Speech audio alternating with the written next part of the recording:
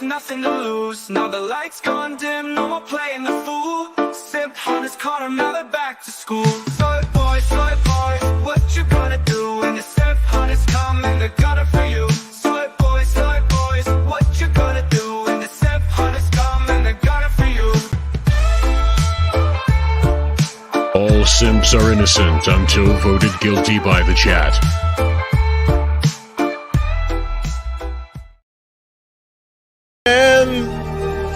Kneel and be amazed at the touch of the black man. I bring light. Oh my god, bro! Oh my god,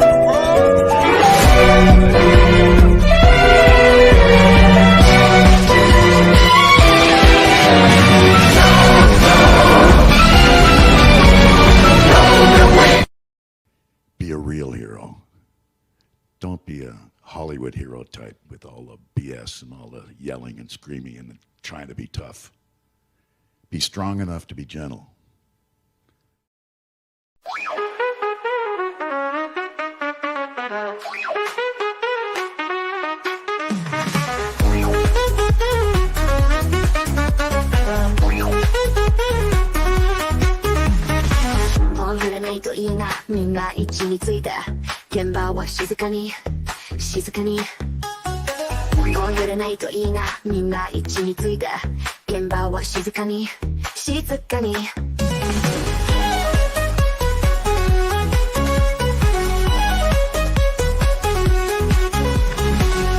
Said, quiet! You light up the city sky, shining bright like a supernova. Your love is a force of mine, making my heart race like a motor. Chains can't hold me down, with a flick I'll break free. Every villain in this town better step back and let us be. Don't feel calling, don't be shy. It's happy hour, and here's why. Whoa, whoa, whoa. Your love's a shockwave, making hearts beat faster. Whoa, whoa, whoa, my heart's in overdrive. Searching through the neon glow, my heart burns like a fire. I'll melt the shadows, you know, with the love that never tires. We're going on a quest to protect what we cherish, but don't lose sight of our best. In the dawn, let our worries perish. Don't feel calling, don't be shy. It's happy hour, and here's why. Whoa, whoa, whoa. Your love's a shockwave, making hearts beat faster. Whoa, whoa, whoa, my heart's in overdrive.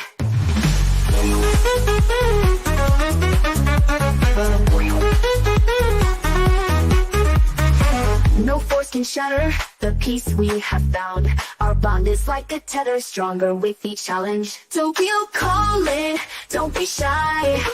It's happy hour, and here's why. Whoa, whoa, whoa. Your love's a shockwave, making hearts beat faster. Whoa, whoa, whoa, my heart's in overdrive. On this journey we defend our love strong and bright. Bring back the joy, my friend, let's ignite the night.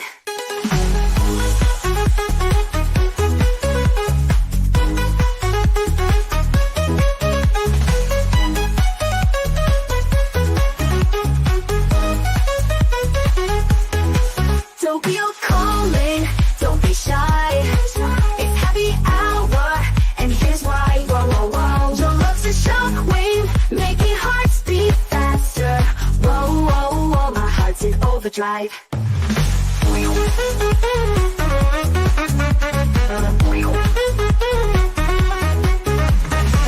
I wonder if Josh is gonna make this time. Yeah, hi, it's me. I don't have a share screen just yet because Miss Nerdigans here is going to introduce what's going on tonight. We have some leaks to talk about. Dragon Ball Daima is a whole story on its own. Hopefully, we'll have a guest to talk about that, one of Miss Nerdigan's friends. And also, if you didn't hear about it, Concord's been canceled, but don't spread it around. You hear that? Concord's been canceled. Shh. Hi, Bounding fans. Yes, a lot of things are going on in the manga and anime realm, especially in terms of leak culture. One of the things that's wild right now, and you probably know about it because a Jujutsu Kaisen leaker account actually is more popular than Mr. Beast. Oh. Has gotten people talking about trying to stop leak culture, at least on Twitter. And this has caused one particular person who was stupid enough to announce that they were going to be, providing Kagurabachi leaks on Twitter to get attacked by the Twitter Kagurabachi fandom. Perhaps as they should be. And to the point where they're like, yeah, we're just gonna do them on Discord, and I even got confirmation via the Kagurabachi Reddit that they're just gonna, create a different account and just keep leaking anyway. And from what I gathered on the Kagurabachi Reddit, is that they're called Baki Bros, is that they just don't want the leaks to be as widespread as Jujutsu Kaisen.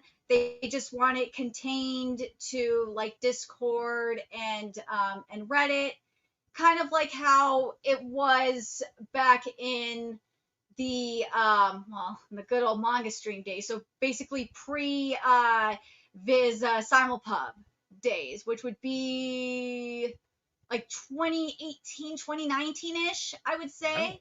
So this is when manga became more mainstream, and when like the Shonen Jump app and the Manga Plus app launched. So that's what they are talking about. And I can understand where they're coming from because I've been covering manga on YouTube on my channel since 2015, 2016-ish. So I can see where they're coming from. But for those that think that leak culture is just going to stop, it's not. Whether you like it or not, leak culture and piracy, you're not going to stop it. Because it's already moved to Discord, it's moved to Reddit, it's on 4chan, it's on, it's even on Telegram too, I believe. And it's on Reddit. So you're not, whether you like it or not, you're not going to stop it. It's the same thing with just piracy in general. As much as Shueisha and Kodansha and all them, they want to shut it down. You're not going to stop piracy until you provide the titles that people want and provide accurate localizations of said. You're not going to stop it anyway.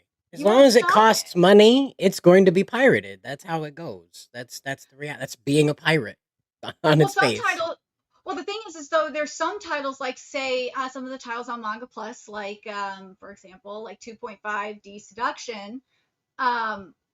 People don't need to pirate it anymore because it has a localization on Manga Plus that people can access it. I'm talking about like the English fandom, for example.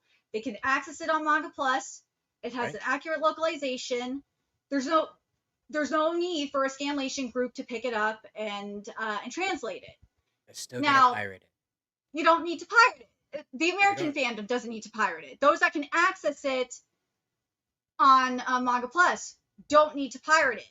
Now, if we're talking about like, because people are like, well, why One Piece? Well, and why Jujutsu Kaisen? Well, that's because Viz loves to botch Jujutsu Kaisen's localization, especially.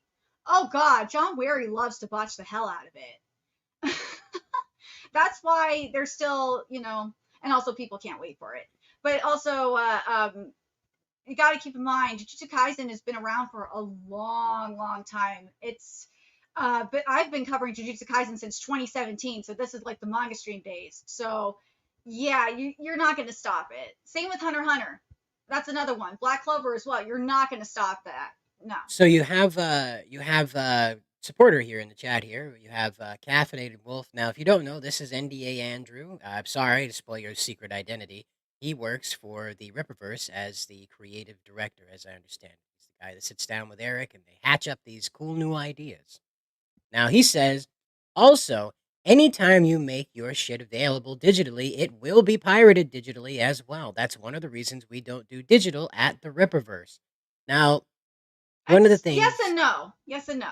one of the things I want to point out is they'll scan it Mm-hmm. just because. And the other thing is, I don't think piracy's bad. I don't either.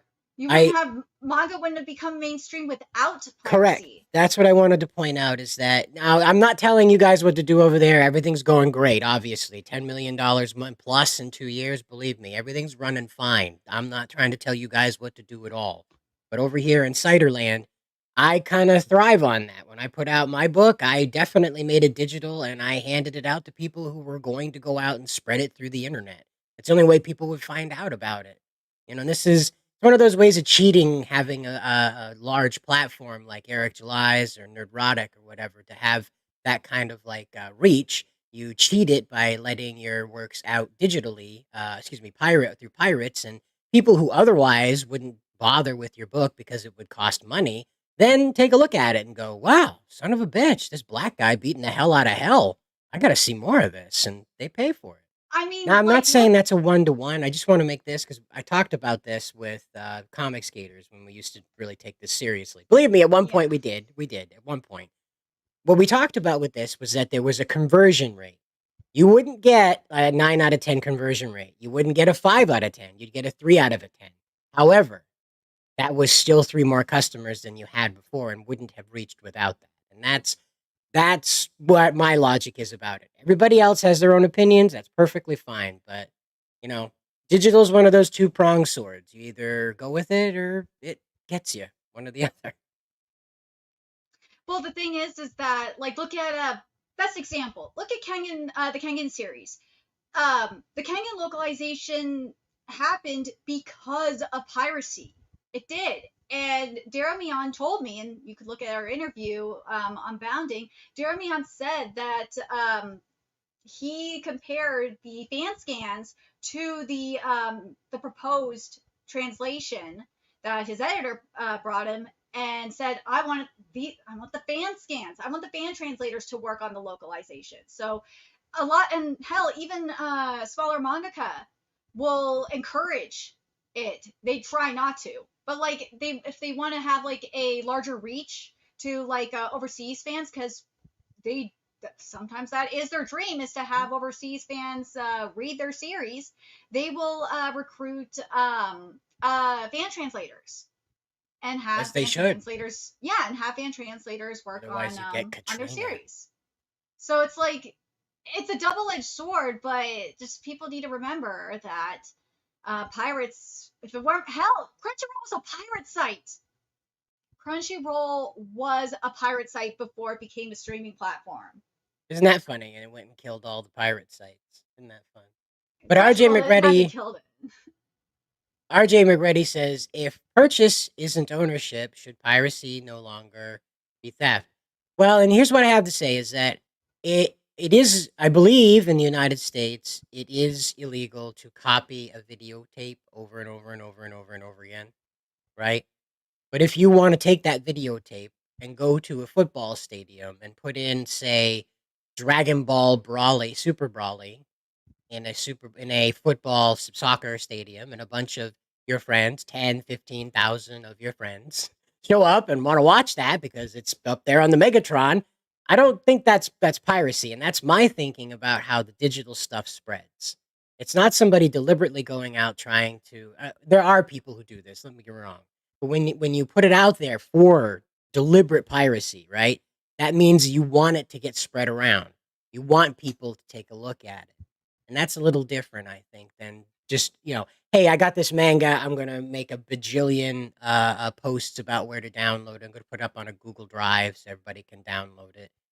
I don't know about that part. But the thing is, though, and this is how a lot of these people get in trouble, is the publishers, for the most part, from what I've noticed, they only get pissed off and catch on when people are making a profit off of it. When fans are just translating and are just sharing it out, and it's free, they don't care because they know that I obviously they do care to an extent, but I feel like they know that at some point that the fans are going to buy the release a physical release when it comes out, when it's available. But when they're selling that, trying to make money off of it, yeah, that's when that becomes a problem, and that's how the majority of these sites get caught and get busted, and that's when arrests are made. Yep. But before we get too deep into this, I don't want to miss Dante Eric's member for 5 months message here, and he says, "Fire walk with me. Fire emoji, owl emoji, fire emoji, owl emoji, fire emoji, owl emoji, fire emoji." All right. About lighting owls on fire. Okay.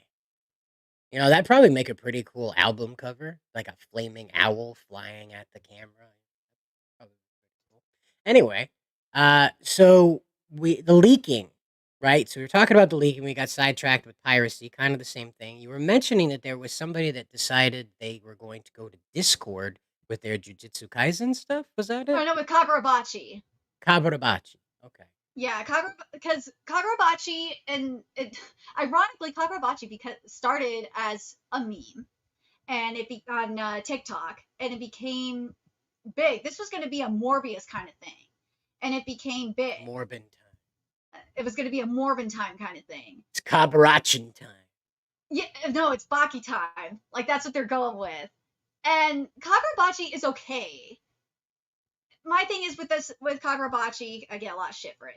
It's Okay. supposed to be a revenge series, but if you read revenge series like the Elusive Samurai or Jujutsu Rokuden like I do, and you read Kagurabachi, it's like, no, this isn't a revenge series. This is a battle manga. It hasn't gotten to that point where it's like, okay, this is a revenge series. Whereas like the Elusive Samurai, you knew right off the bat that yes, this is a revenge series, and it's been like consistent in being a revenge series. It hasn't gotten like that with Kagurabachi. It's just, to me, it's just a battle shonen.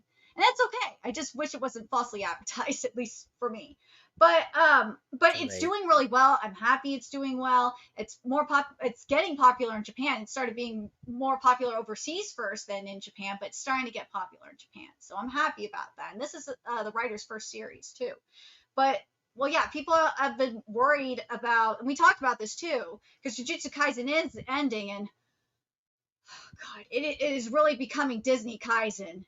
There was the meme about Jujutsu Kaisen becoming Disney Kaisen.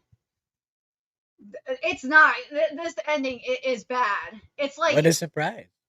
It's, if you know what I'm talking, you know what I'm talking about. If you are up to date, it really, kind of like with My Hero Academia, it really is becoming apparent that there is editorial interference with Jujutsu Kaisen. It really feels that way, especially if you've read like the interviews that with what Gege has described about the editorial department. Yeah, there is definitely got to be some editorial interference. People saying Disney Kaisen, yeah, it is. No, those people that are saying about Nobara coming back, was for Nobara was nah. Here's the difference between we're spoiling it. You have to deal with it. Put a spoiler warning up. Here's the difference between Nobara and Megumi's situation. So Megumi, like from the very start when Sukuna possessed Megumi, it was very much like a Zeldaris, if you've read Nanatsu no Taizai, Zeldaris getting possessed by the Demon King kind of situation, where he was like in despair because his wifey was killed. That was Zeldaris. It was going to be either a Zeldaris situation or it was going to be an Aki from Chainsaw Man situation. And it looked like for a minute it was going to be an Aki situation. It really did. But then how it ended up being, a Zeldaris situation where Megumi survived, I was like, okay,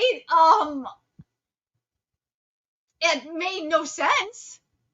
It really didn't. Oh, so they're not killing off the characters? Is that what this is all about? They're not killing them off at all. It made no sense. But well, hold on. Just consider that everybody's realized all at once that the major powerhouses of Jump are all ending at the same time.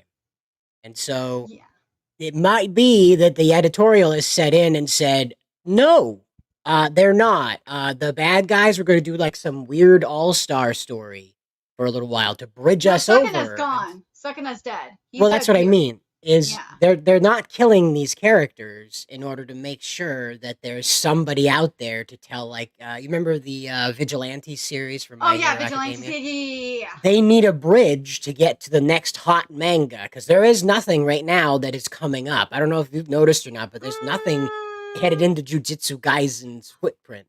Ooh, I don't know about that because there's a new batch and Jump that's coming that I'm so excited for. Well, one, you got Astro Royale, which is looking good. You got the Ultimate Exorcist Kyoshi, which is giving, if you are up to date with it, it's really giving like early Jujutsu Kaisen vibes. And Astro Royale is by the mangaka of Tokyo Revengers, Ken Wakawi. And then a new manga that's coming is one by they managed to get the mangaka of Marishita Arumakun, Nishi, and they're bringing back the artist of Act Age who got screwed over because the writer decided to look up underage girls' skirts, I think, or broke them or something. Yeah, that artist is coming back. Neat. So like that's why I'm like, yeah, there, and also the team from Candy Flurry's coming back. So like there's some potential, like generational potential coming, and So the only and one, Katarabachi obviously too. But yeah, the only one that I am interested in, and I am just being honest here because it's not okay. So right now in the West, we're all having like, aha, there's a wheelchair fighter, there's a wheelchair soldier in the new Call of Duty. Ha ha ha. Well, here's Tank Chair, oh yeah, I've been needing to and read Tank Share.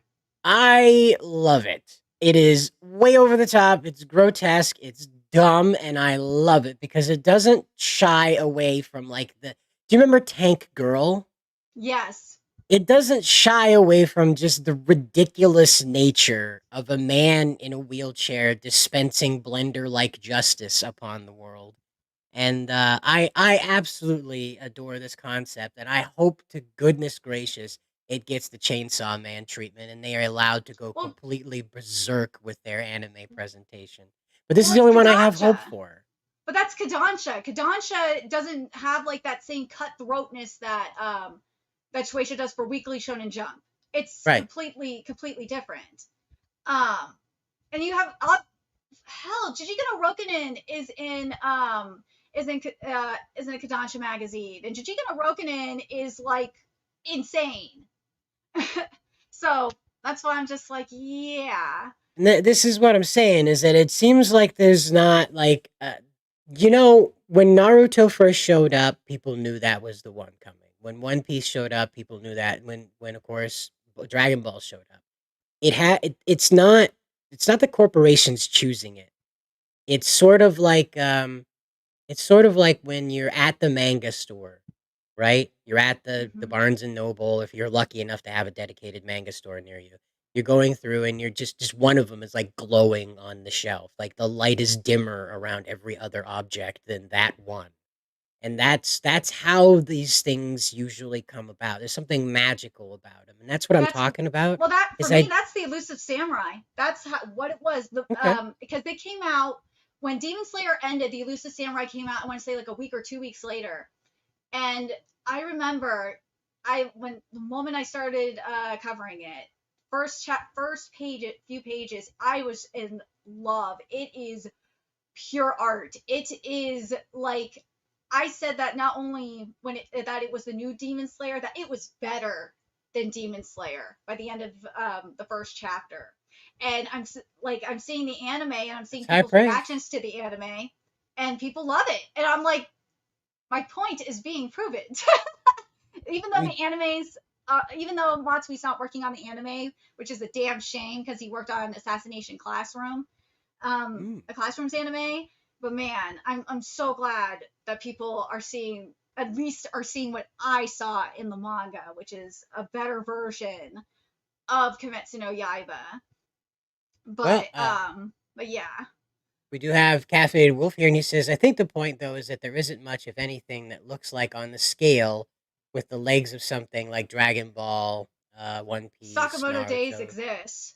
Yeah, and that Sakamoto Days is I think beautiful. what we all see here in this going thread with this is that the main character has a very certain aesthetic to them. Even Hunter x Hunter's main character, it's Hunter not x Hunter black is hair. coming back, Well, but yeah, but I'm pointing out that the main characters always had some attractive art style quality to them, I guess. And that's what really is, I guess, what's getting me is I don't see the thing that I'm going to see at like. I usually measure an anime's success by how well I can picture it selling at Hot Topic. Like Jujutsu Kaisen, very well. Just that's Hot Topic the anime. You know, it doesn't get any more like edgy, literally crawling in my skin. You know, it doesn't get any But more than that. that's but- Ultimate Exorcist Kyoshi though. Ultimate Exorcist Kyoshi, that is literally the epitome of edgy Hot Topic.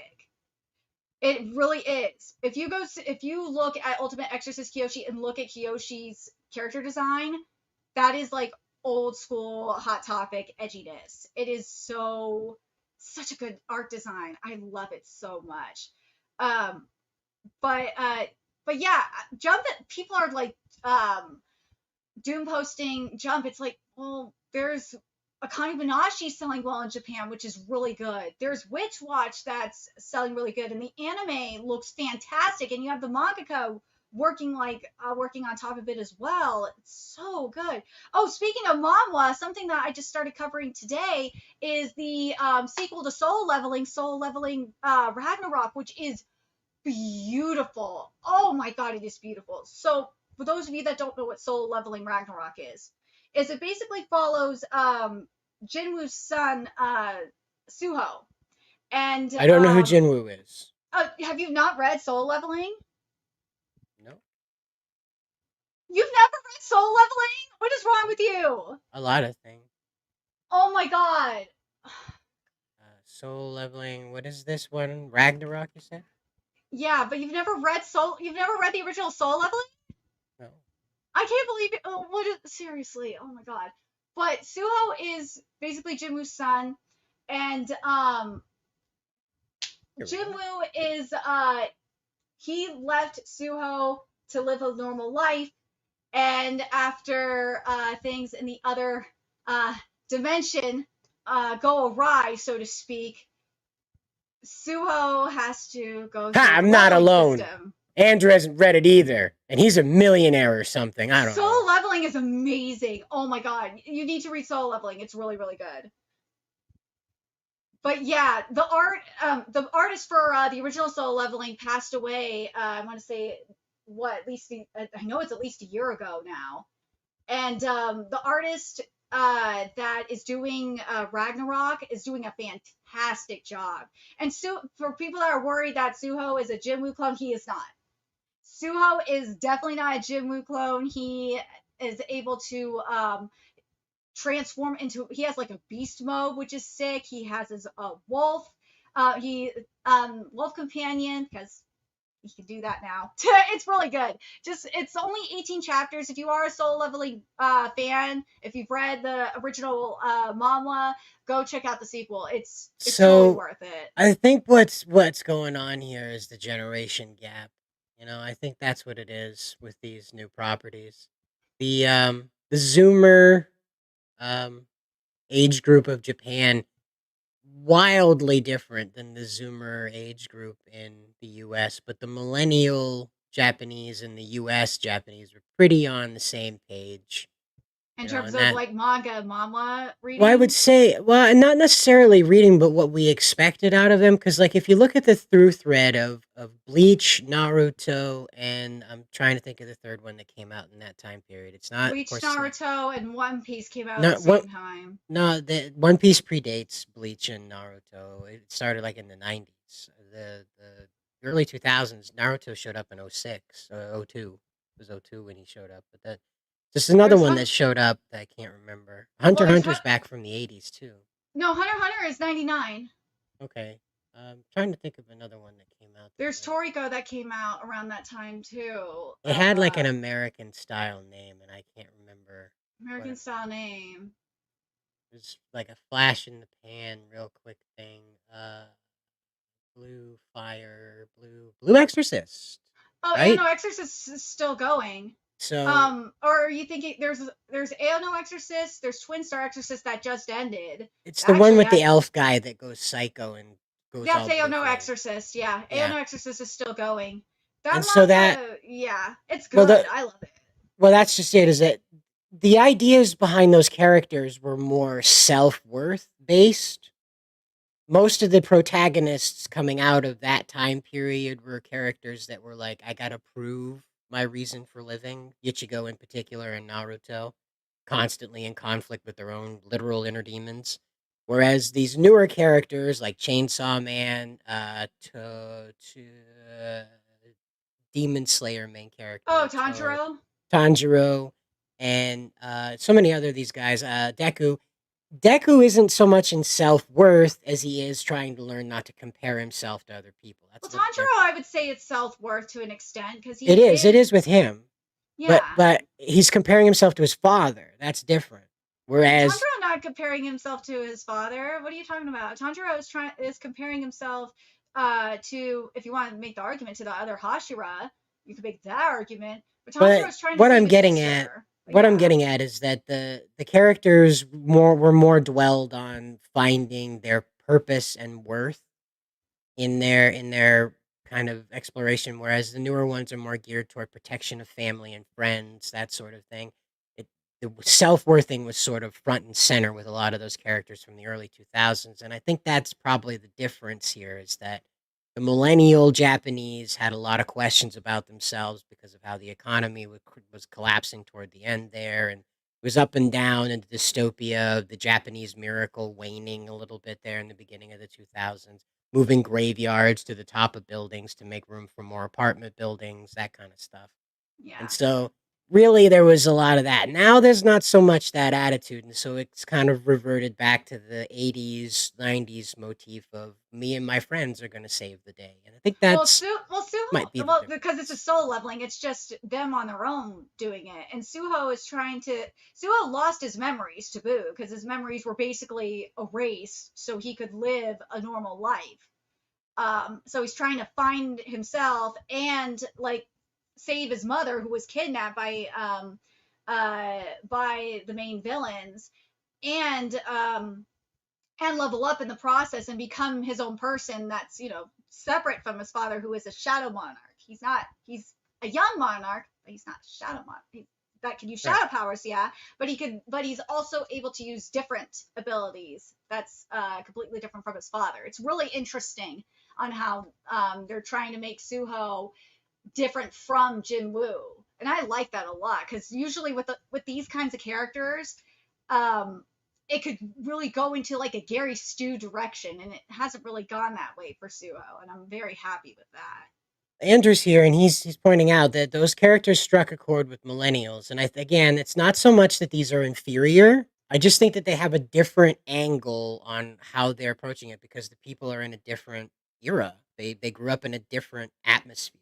The millennials that were influenced by Bleach and Naruto and Blue Exorcist, or yeah, whatever that name was, the little Exorcist boy, they were influenced by these were people that had grown up either in an environment or under the understanding that there was no war to fight, there were no communists, there was no great challenge left other than going to space.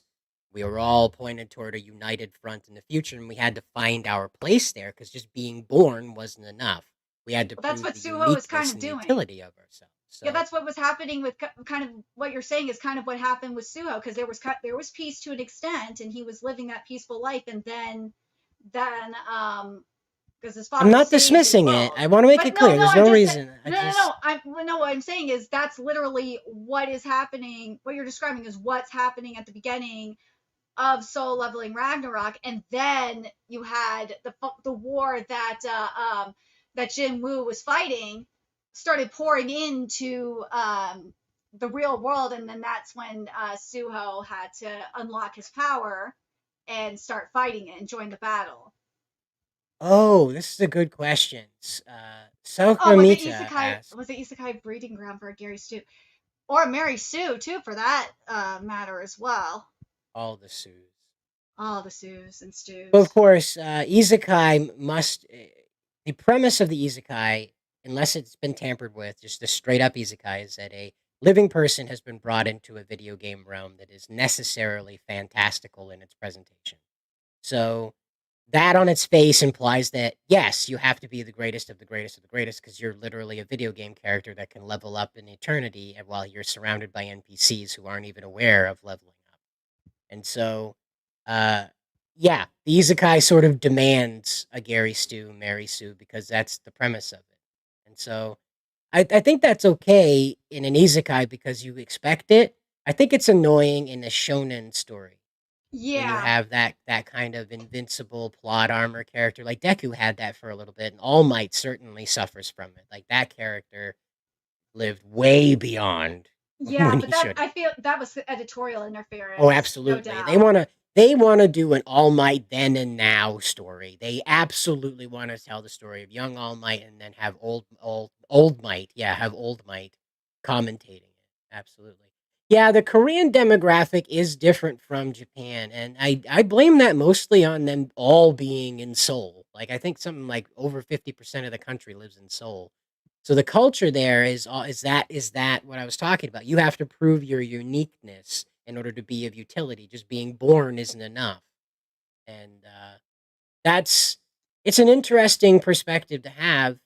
And I think the Japanese are getting away from it. Might be for a good reason, in my opinion. But the Japanese But are getting away from it. but that's actually a good leeway into the whole Genshin boycott because Right. those people do not understand the Asian perspective of writing or character design. Or Because oh reality. my god, like this tweet of mine went viral. Um, these people, they are freaking addicts. This is why it failed. They like Rage the character. addicts. They are. You think that like alcoholics or like coke addicts or what or drug addicts, you know, have it bad? Nah. These people are worse. They cannot put down the phone. They just can't do it. So like this person straight up said, that they were excited to, play and get the character and whatnot. And this is when, despite having boycott Hoyoverse in their name, and they said, well, they're free to play. No, you're That's not. kind of defeats the purpose You're not because free to play. Genshin Impact is a free to play gacha game.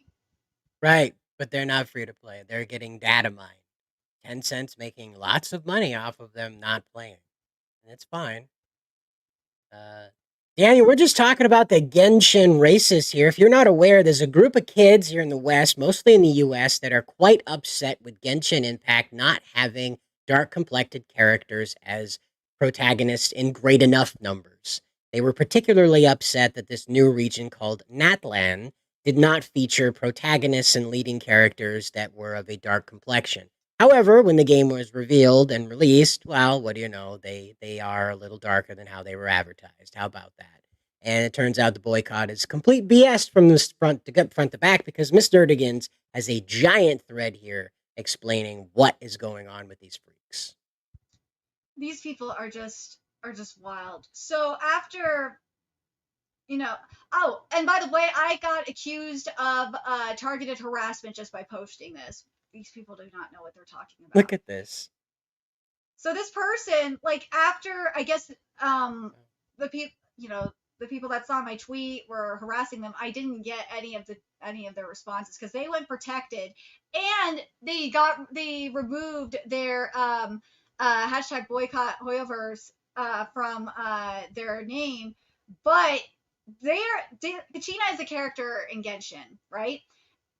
They're called Daily Kachina, and it says here Hoyoverse supporters do not interact in their profile. It's like, but you're Wait a minute.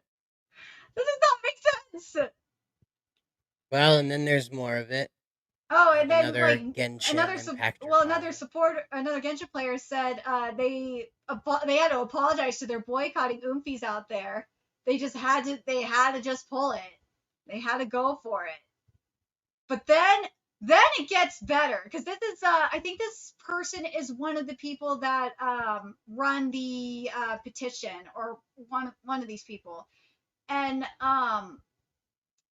they said I know it looks like nothing is going to happen, but at least we tried. We made our voices heard. We can't help it if Hoyo decides to ignore and silence us. We fucking tried, and I'm proud of us. I'm also so happy that because of the boycott, I've learned so much about the actual cultures that Hoyo is choosing to misrepresent. They're fucking beautiful, and Genshin is a good game. It would only have made it better if they included the people of the cultures and represented them respectfully, because that's what they fucking deserve. They deserve to be seen. Their culture is beautiful, and they are beautiful. What's the point? You tried. You tried. Yep. Takes talent, that's for sure. Magic. There's magic in them, their brains. Or And then there you see the characters that are in the region. They don't look white to me. They look tan. Are you sure? I don't know. That kind of looks like Adam. What is that? That late night Jimmy Kimmel. Kind of looks like Jimmy Kimmel. But then this is where I just thought it was hilarious. Like, what's the point of boycotting when you have mods to make the skin tones that you want? Or like I saw someone say that they were, and I think it's even later in the thread, that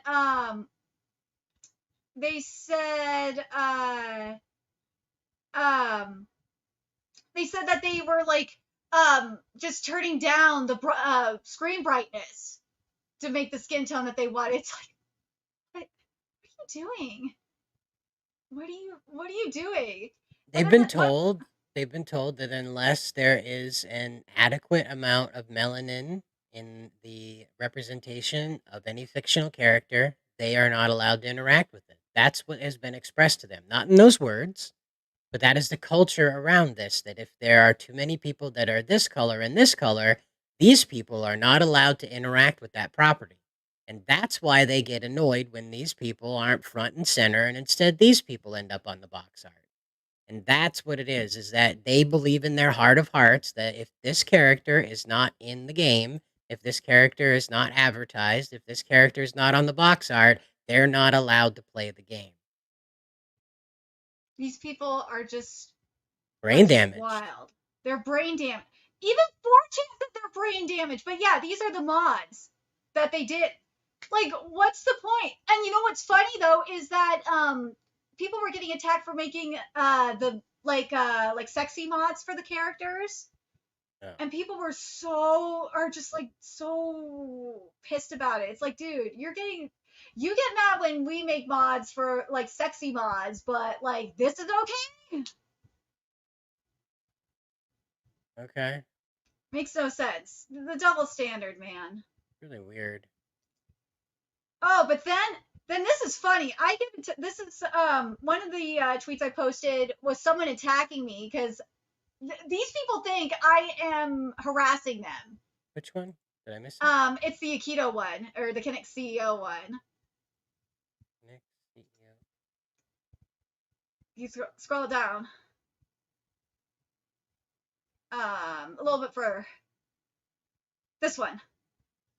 Yeah. This person basically said, call Daily Kachina, aka the person here. It's spineless, whatever you want, but you cross the limit when you go and harass people over this stuff because you, at least as boycotters, don't go there harassing people that don't agree with us, which is bullshit. You have, we've seen people like go and harass people that want to play the game and don't agree with them. Compared to y'all with no life that take fiction more serious than us. Wait, what? What does that even mean? Meanwhile, us ask respectfully for a rightful change. You ask respectfully my foot. There was a boycotter that actually violated Twitter TOS and asked his followers to attack a particular YouTuber. So as one does. Change, rightful change, because God forbid someone criticize racism. Y'all are harassing. How are we harassing you? Like, it's so stupid. Now, who is taking fiction too seriously? They still are taking fiction too seriously. You can't. You are the Always. ones attacking people over skin tone, and you are racist because you're saying that the game is too white. Oh well. Then we've got a circus situation. Oh, the Civil War. Okay, so there's a civil war brewing between these people because the person that ran the petition just went AWOL. There we go. And That's the they were claiming that they were reaching out to all these cultural ambassadors and all that, and they never provided proof. And boy, like that's why I'm like, there's civil war brewing. So wait a minute. I haven't a clue what's going on here, but I'll act like I do. We need a second to catch everybody up. All right? Yeah. 'Cause this has been going a little quick here. So Okay. there is a boycott against Genshin Impact because there weren't enough melanated characters in it. Okay. Now, For a specific, because the region was based off of Latin American Latin American and African culture. and so what ended up happening was the boycott went together, and now there is a civil war inside of the boycott. And so their Natlan turned out to not be so Aryan, if you will, in its presentation. And so now the boycotters are a little uppity with one another and they're eating one another. Now that's where we are so far. Nerdigans has more information on it, but just so we have everybody on the same page, Yeah. these kids came together. They were mad about Hoyoverse. They were mad about Genshin Impact, and now they're mad at each other. Yeah, they're mad at each other because the person that started the boycott just like went AWOL on August 27th because they didn't provide any proof of contacting these cultural ambassadors. Well, and again, these Hoyoverse kids, they're not actually mad about this. You have to understand, you go and you listen to those videos over there on the change.org thing. We listened to them before. I feel bad for making fun of those kids every now and then. It's a little much. They're kids. They don't know any better. But that's what it is. They're kids and they're not actually mad. They've been told by their teachers, they've been told by their culture, their youth culture, that if there isn't a 1-to-1 ratio of melanated people with non-melanated people, and that's their language, that is racism, and that is literally killing people in the world somehow. And Now what's a Chi- worse, hold on, let me explain this a little, break this down a little further. What makes it worse is it's by skin color, not ethnicity either. So, like for example, with the One Piece casting that happened with Vivi, they think the person that got casted is an Indian, and Vivi is Egyptian, more Mediterranean, Arabian, and people think because the person that they casted is her skin's dark, that's great casting. Meanwhile, you have Arabs and Middle Easterns on Twitter furious because they casted an Indian actress and not a Middle Eastern actress to play Vivi.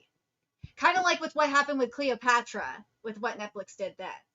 It's that's what I mean by like this race. They're looking at skin tone. They're not looking at they're not looking at anything else like ethnicity or the population itself or the area that it actually represents, the culture. Nothing like that. They're only looking at the skin tone. It's right, and really, they call really it racist. colorism.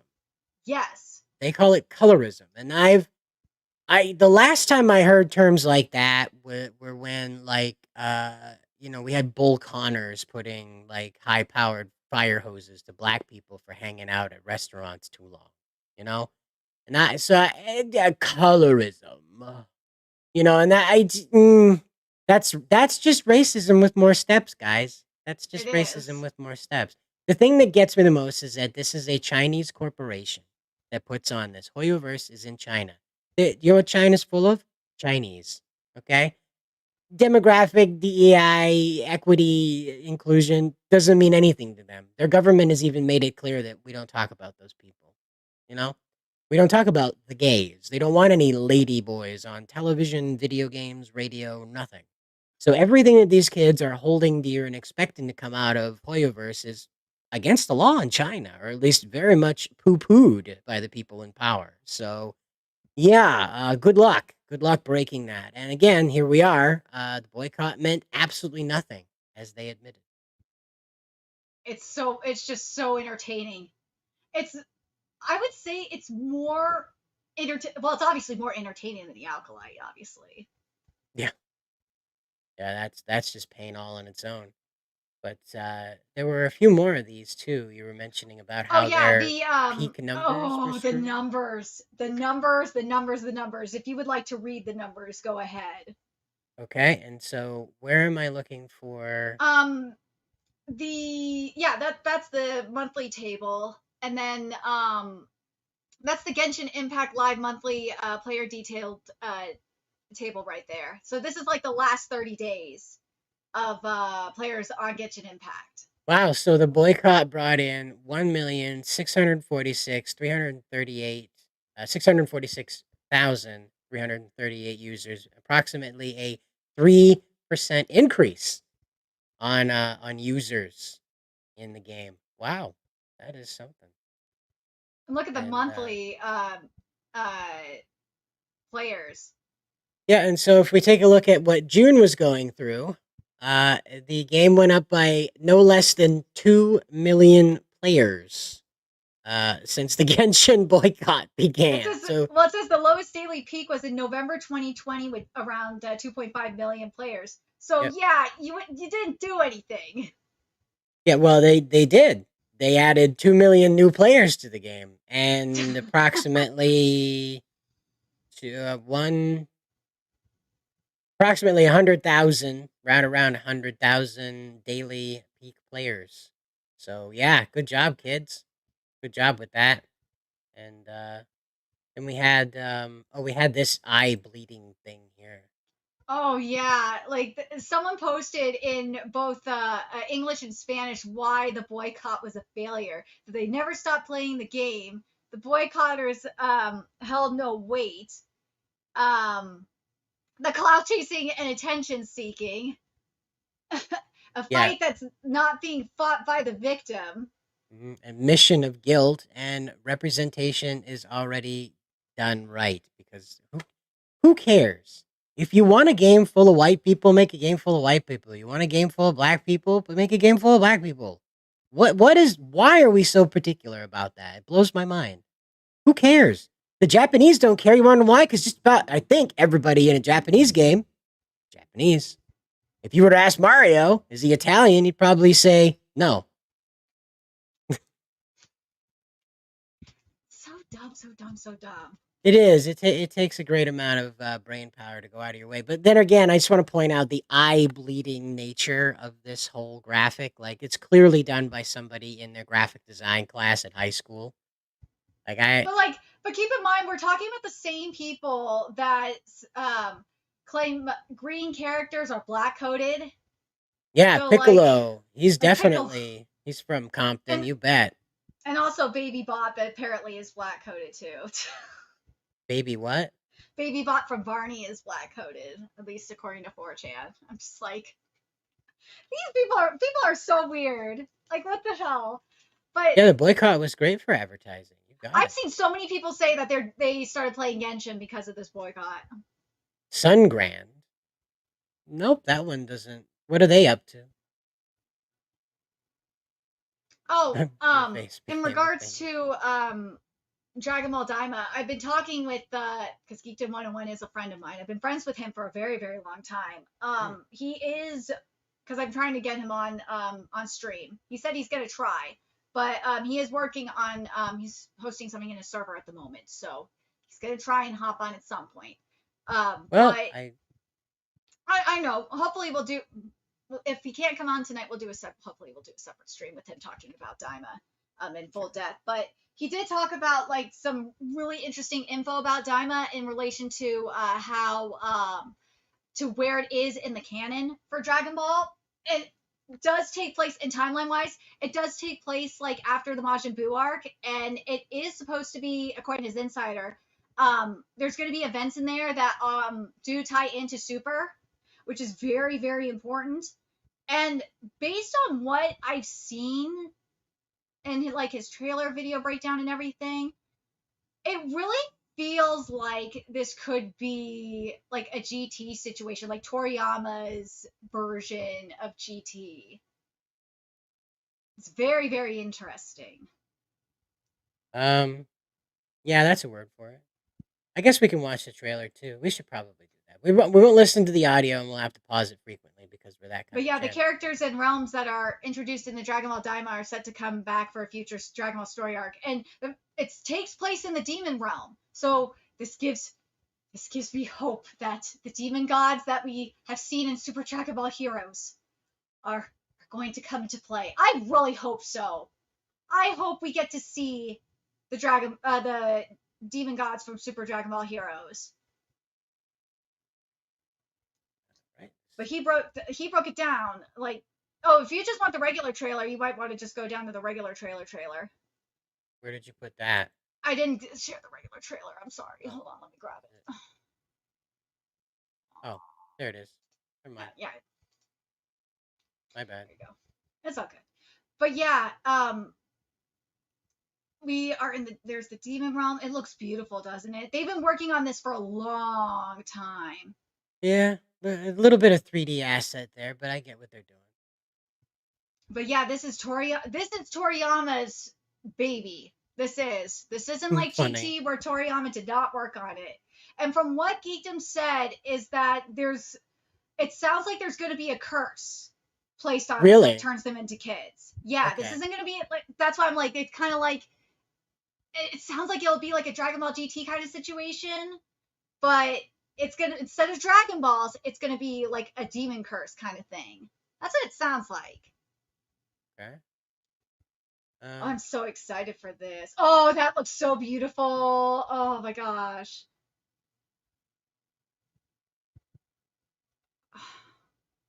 So yeah. But yeah, there's Oh. the Makaioshin. So the Makaioshin are obviously the complete opposite of the Supreme Kais, like Shin. And basically, this is canon that was established. Let me get the actually let me pull up the tweet because that will be a lot easier for what Geekdom talked about earlier, because there was concept art for this. We posted a little bit ago. Damn it, Kitty, stop Like a being waffle fussy. world. So there's a shot in the trailer that is basically the bottom of Universe 7 upside down, and that is where the Makai realm is, aka the demon realm. And basically what he was saying, what Geekdom said, was that Toriyama drew this many, many years ago for the guidebooks, and this is going to be the first time that we see this animated in Dragon Ball Daima, which is really cool. I'm just so bored of Dark Universe stuff. I'm so bored of the upside down. The thing for me is that the fact that this is like stuff that was established like years ago, and that looks like Hearts. Let's be real. If you've read Super Dragon Ball Heroes, you know that you are probably thinking the same thing, that looked like Hearts. Oh god, I can't wait to go to the Demon Realm. Oh, you have no idea. I'm so excited for that. Yep, there's that guy, and that guy too, and there's that guy. But people are saying that there's a character that looks like Dr. Mew from Dragon Ball GT, and it's getting people like thinking, oh, there may be a baby arc equivalent, which would be. See, you saw that, right? Yep, that's baby right there. Or that's Mew. That's Dr. Mew. Well, that's what Mew. I mean. Is the big but with the baby blades. Shoulder pads. But yeah, people are theorizing that this could be Toriyama's version of GT because of this. Because remember with Dragon Ball Super Broly wasn't originally, Toriyama's character. Well, he probably did. I think he did the character design, if I could be wrong. But Toriyama rewrote Broly into the official Dragon Ball canon. That's what people are saying, that this is probably Toriyama's version of GT. Like if he did Dragon Ball GT, that this is what it would have been. Now, hold on. Goku has to beat the pants off of Kamen Riders? I'm not down for that. That's what writer. Some people are kind of comparing it to like the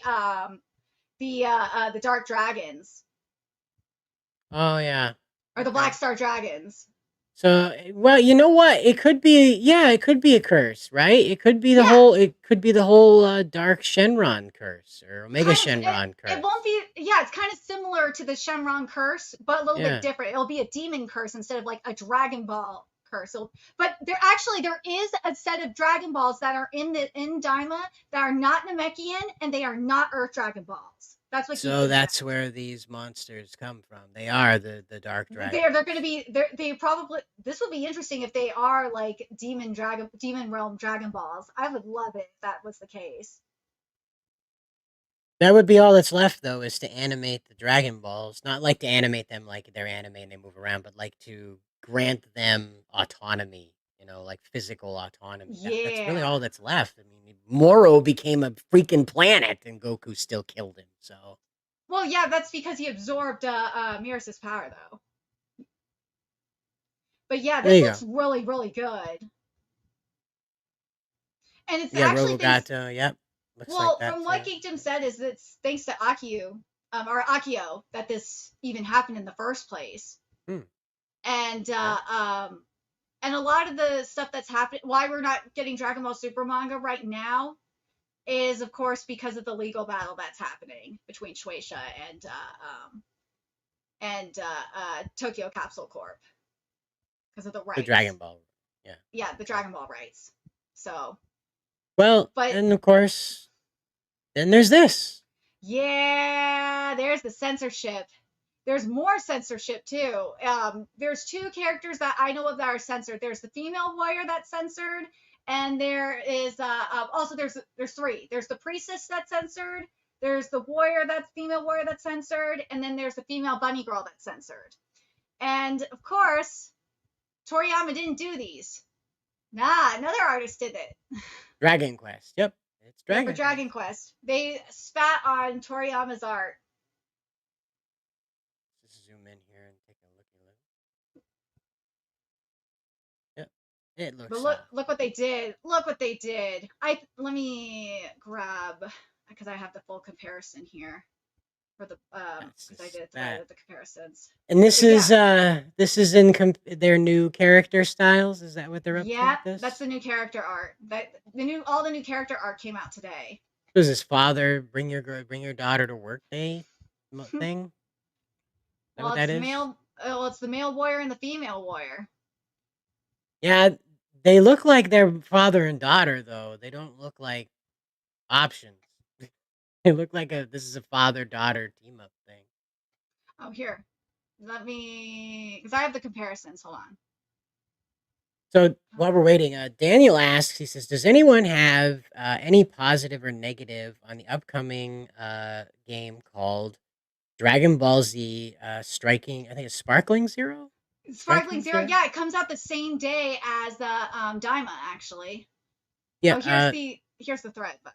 Sparkling Zero so far has escaped Bandai's DEI stuff, but I'm not sure any other Dragon Ball thing is going to survive it.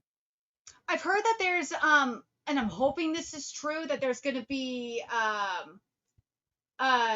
manga characters in there. It's either in there or it's in Xenoverse or the latest Xenoverse update. But yeah, see, there's the changes. You can't have crosses anymore in Dragon Quest. No, it's Poseidon.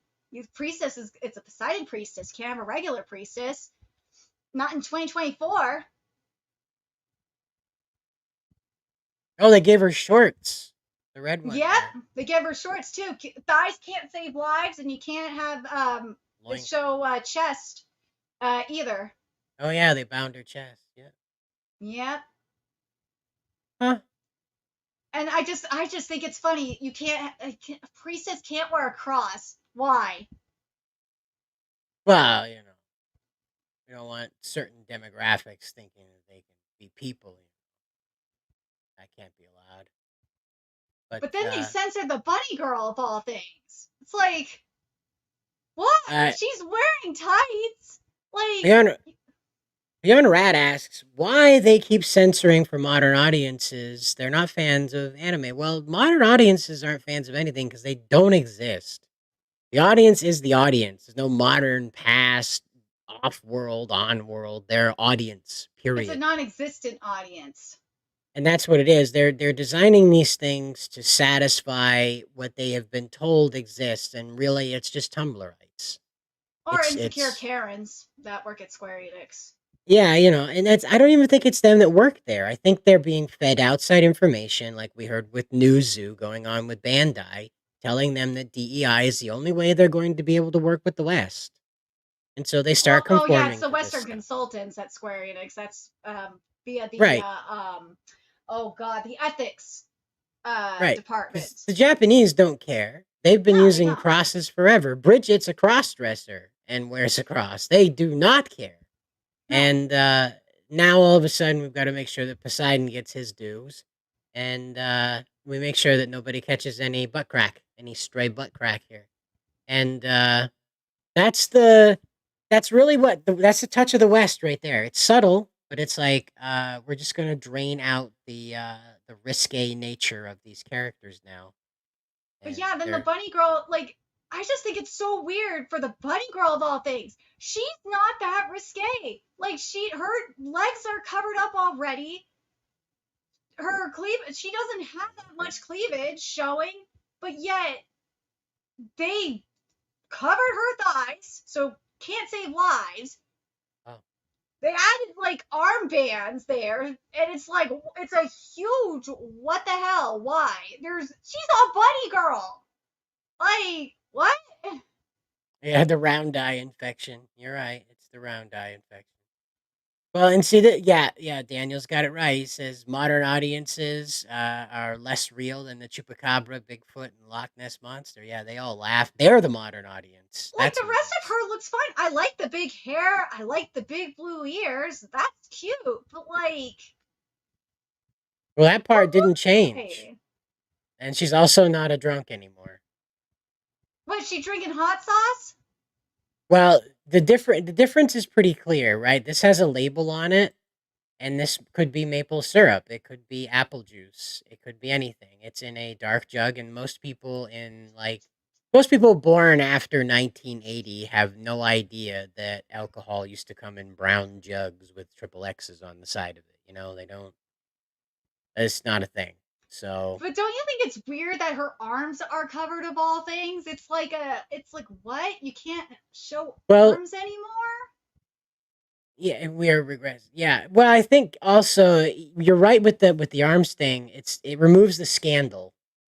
Is what that's there for. Is that even though those are strips of fabric, it removes the scandal of her not having a clothing above the collarbone.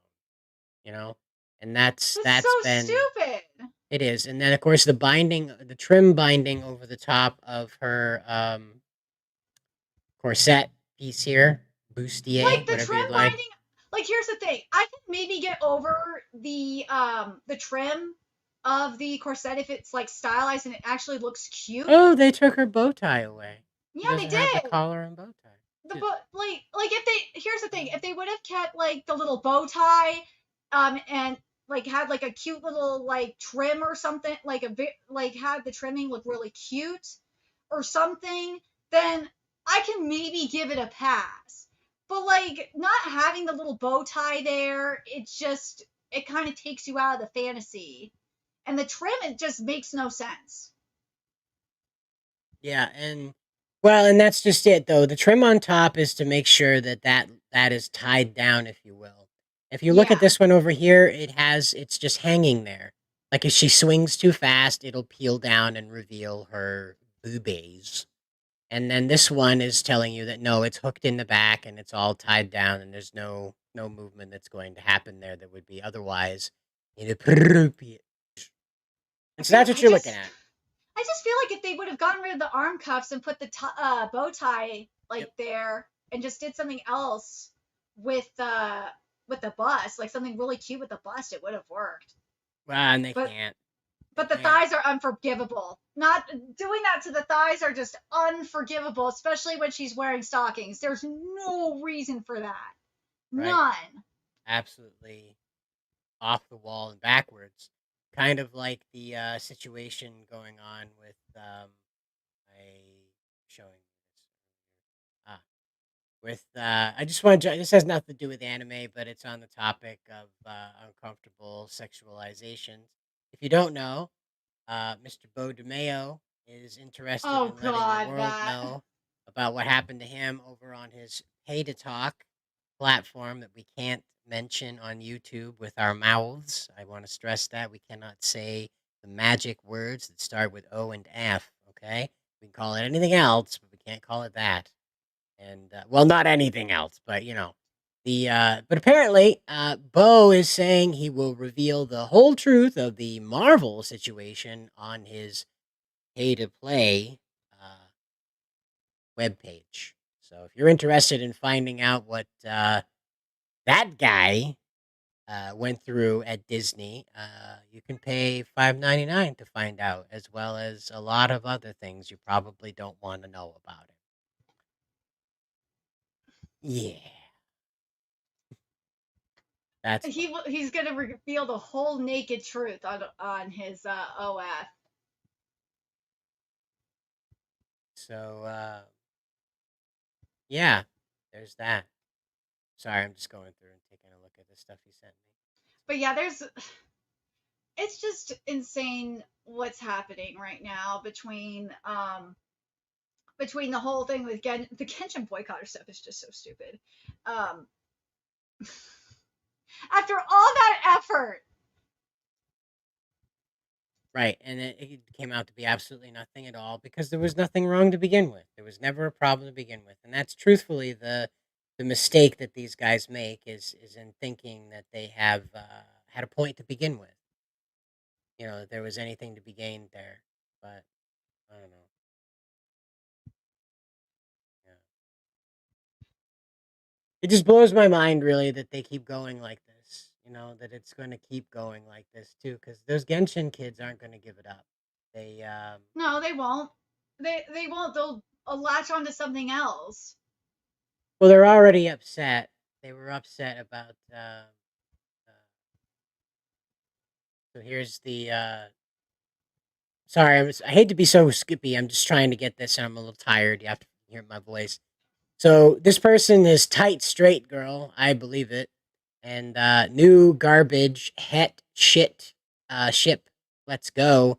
And so they're showing Mulani and Oh, yeah, that Kinilani. they came up with whatever. they came up with a new term too, which I thought was just 4chan is making fun of them for this term too. Yep. So this person below here says all the hets will suffer a slow and painful death. That's what's going on with that one. Oh, I forgot to mention this too. I should mention this. There's so Library of O.R.C.A revealed last night. Everyone's going nuts over this. That the Fever cards are revealed that that Queen might be Frankie's father. Pretend that I don't know what that means. So basically, you know the Fever cards that revealed Yamato's gender as female. Yep. A card for Queen came out, and you know they compared Queen to Frankie's card and compared like the timelines and everything. And yeah, it seems that Queen is Frankie's father. It's wild. People are the One Piece community has been flipping out all for like the past 24 hours. It's a weird way to do that. So I'm having trouble finding pictures of this nonsense. I don't understand. Here, let me Yeah. let me see if I can find the. Sorry, guys, didn't have this one up on the roster to talk about. I apologize. Just I'm not quite sure I follow what exactly has happened, but somebody's dad and that or mom and Oh, that's let me find the timeline for that. this. Because So, everyone was just dying. Yes, last night. but Okay. I have the main card here, or the main announcement here. And you'll see, here's the main announcement.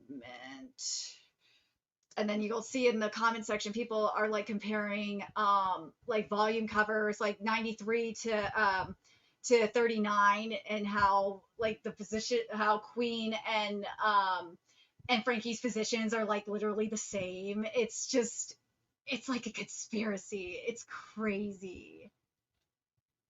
Where am I? Where am Oh, and for Buggy's Beaver card came out too, and they said that if Buggy wasn't a pirate, he'd be a downtown factory manager. That's what Oda put in these Beaver cards, which I thought was funny.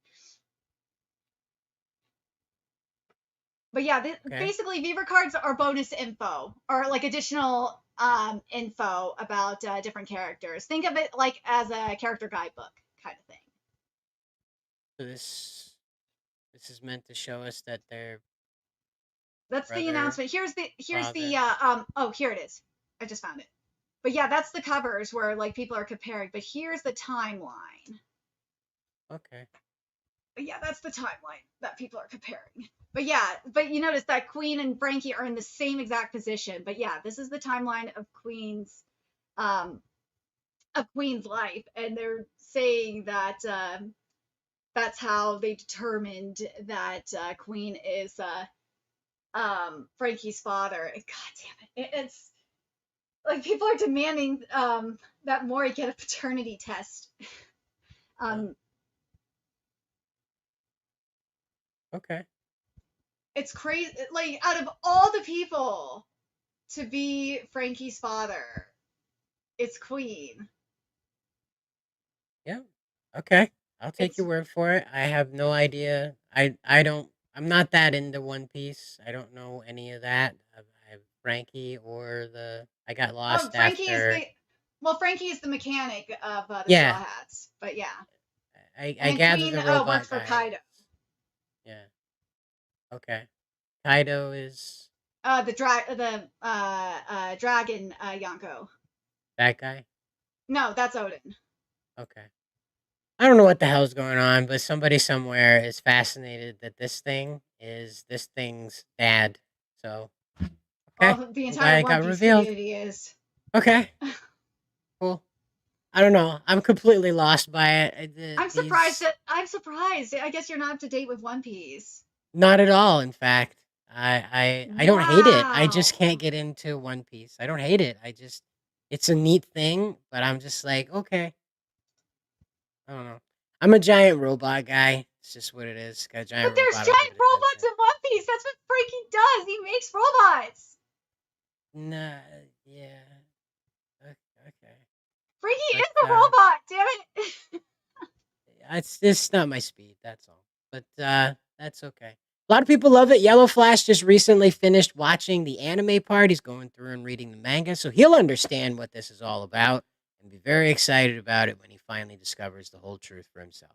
So. Oh, now I remember the website that they took down. It's called Kim Cartoon. Was the one that got shut down. The piracy website that got shut down.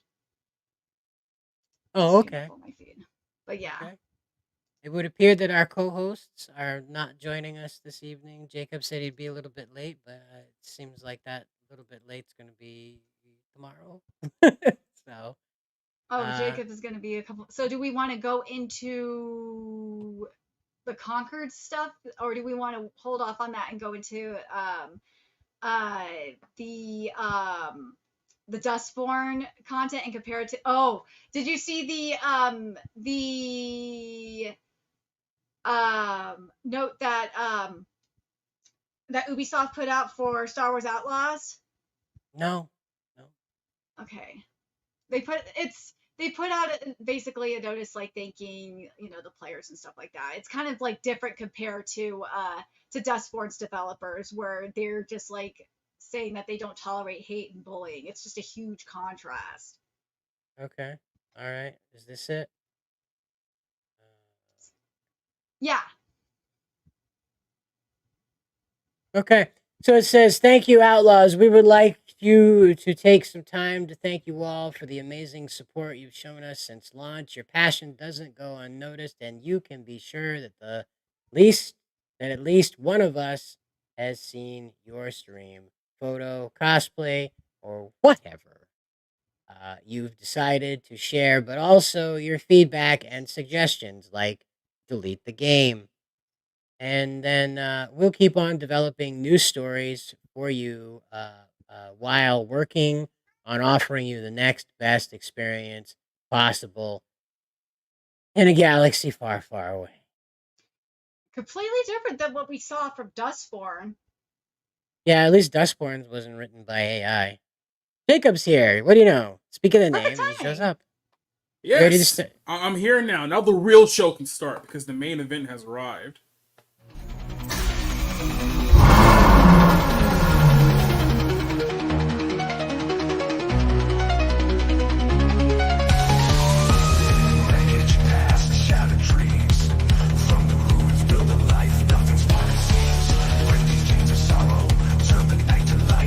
Every step I take, reclaiming what's my right. Believe in me, I'll fight forever. Believe in me, I know it's all I need to break through to our destiny. To our destiny. Believe in me, I'll fight forever. Believe in me, I know it's all I need to break through to our destiny.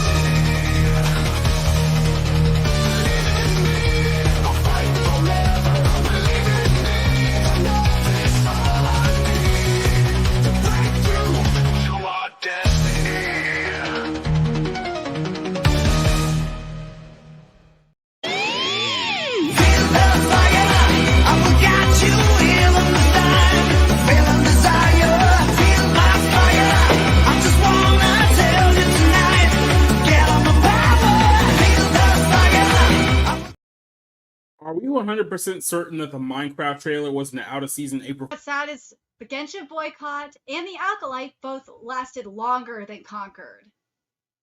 Come on. Come on, baby. I just want out. That's all I got to say. I just want out. It's so, the Genshin kids are so embarrassing. Like, I can barely stand, like, sharing a planet with them. Hey, the So- Acolyte stands are more embarrassing. I don't think so. I don't think they're good, mind you, but I don't think they're as embarrassing as these Genshin kids. The fact that It's a race to they're, the bottom, people. It really is. I mean, And Manny Jacob, your said- microphone's pulling from your webcam. Son of a bitch. Then you have Manny saying that his life goal. I feel like it was the moderator that kind of made him say it, where he said that his life goal was that the Acolyte would get a season 2.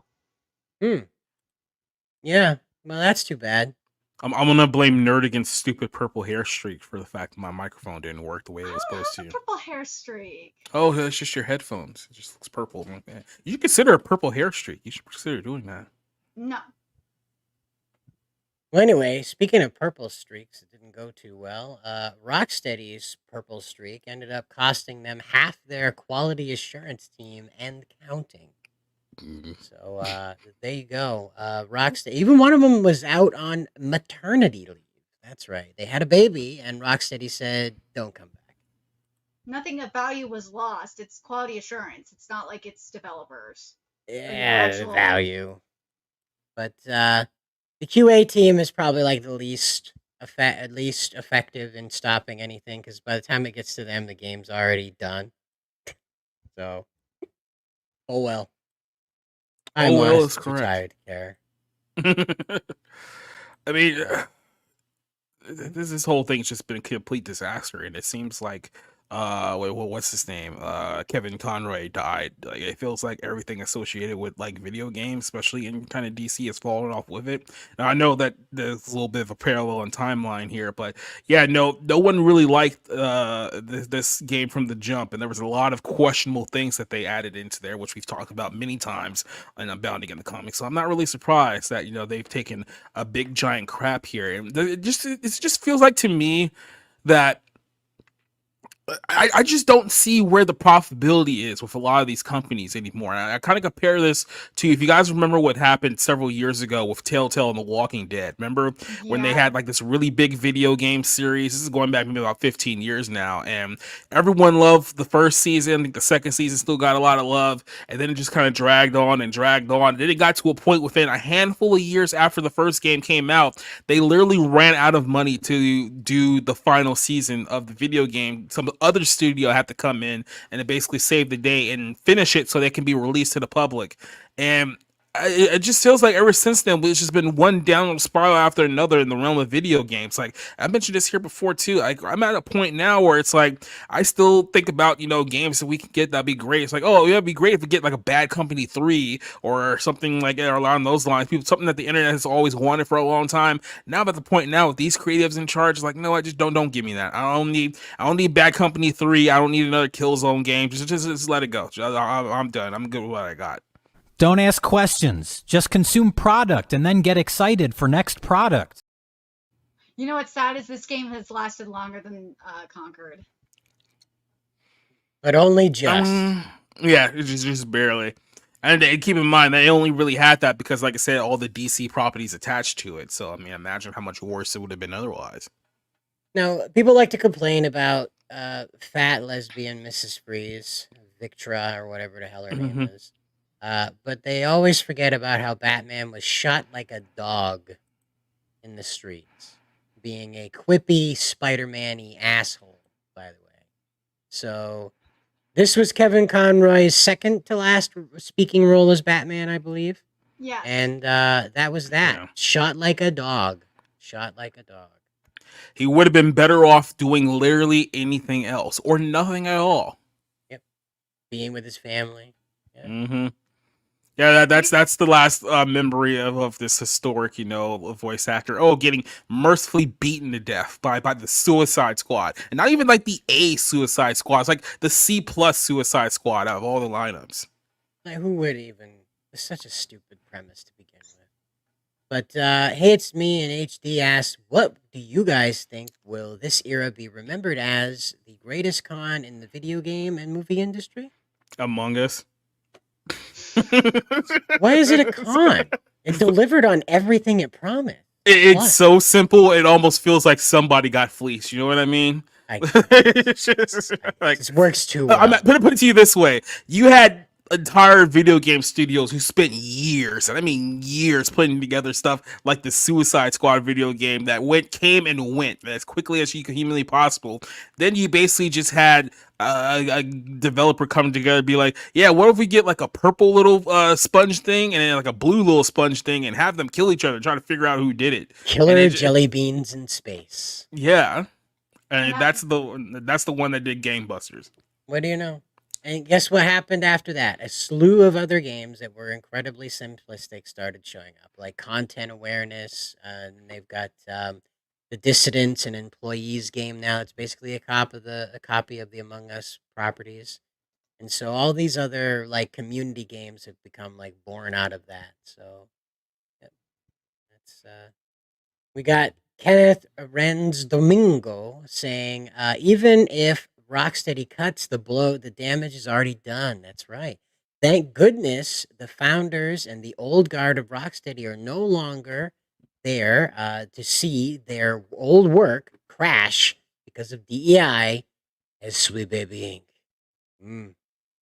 Yep. We have a special intro for the Concord discussion, so we'll be talking about things other than Concord for just a little bit in order to give it some breath. But, I heard about this Concord game that allegedly bit the dust pretty hard. Yeah, oh yeah. Speaking of dust, Dustborn is the biggest con. It's so on the nose for leftoids that it seems like the rightoids created the game. But that's just it. There's been a lot of things like that recently. Like it feels like that, you know, it feels like the right made this game to mock the leftists because it's so on the nose, but it's like it was actually made by leftists. Like they're so unaware, the lack self-awareness that they only realize that they're coming off as legitimate parody now. Again, this is why like I just been laughing at the Genshin boycotters because they are just so unaware of how racist they are. It's the same thing with the Alkalite stance. If you look at their if you look at the change.org petition comments, they are so unaware of how racist and I feel like sexist to an extent too that they come off as that, and they think they are the ones in the right. It's just the weirdest thing.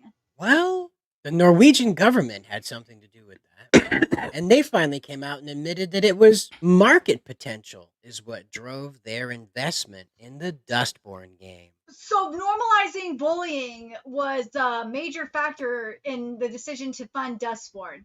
Rockstar's Bully is a better investment than this. The and kids that's just normalized bullying. It's The just kids love fun. their simulator games, all right? So they made him a bully simulator, all right? That's what they did. You know, you think these people act like that the secret audience that doesn't actually exist. You think that there'd be so many people who would actually want this, that they would come together and pool their money and crowdfund and crowdsource kind of the solution to this entire problem if they actually existed. Oh, God. Now what? Did Amanda Stenberg do another video fixing her hair? For Oh, 8.5 minutes. For 8.5 minutes. Oh, heavens. Of course, She, there's a her. side 30. shave Yeah, Ziggy with her missing eye. and the she/her. And then that happened. Yeah. So if we cancel our enemies, they might just do our job for us. Oh. Just make Mean Girls the game, and that will be better than this. I'm talking about based off the good Mean Girls movie. Make You that. can That would use be a better game cancel than this. to make an enemy self-inflict damage. Aha. It's almost like it's a walkthrough of how SJW culture works, kind of like a simulator.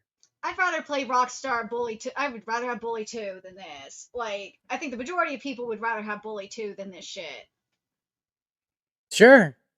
I mean, none of this looks interesting whatsoever. Oh, is that a Concord Trailways bus right there? And oh, of course they have comic book pages because That looks why so wouldn't ugly. That looks like a man.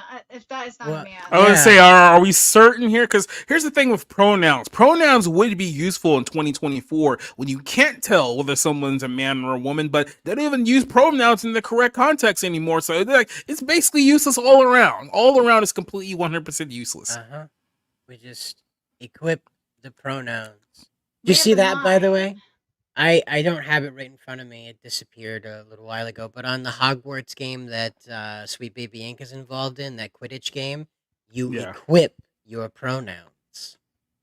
They're trying to get involved. Oh, Is there a pronoun gun now? Is there a pronoun photon laser that we can use? Yeah, I'm gonna pump you full of she/her if you don't cut it out. You understand me? Literally, when you get shot with it, it's just a big onomatopoeia that says she, her. Right? And it deals no damage whatsoever. But anyway, and then of course the terrible. It does emotional damage. Emotional damage. Well, we definitely do emotional damage to each other because that's what we women just hate each other. That's it. Yeah, and this game is all about hating women. Look at that. This is about us women hating each other. Like that's why I'm like, you might as well just make a Mean Girls game. And it Also, based off the movie, and it'd be better than this. When did vitiligo become like the most prominent illness ever? Like that every black character seems to have some vitiligo now.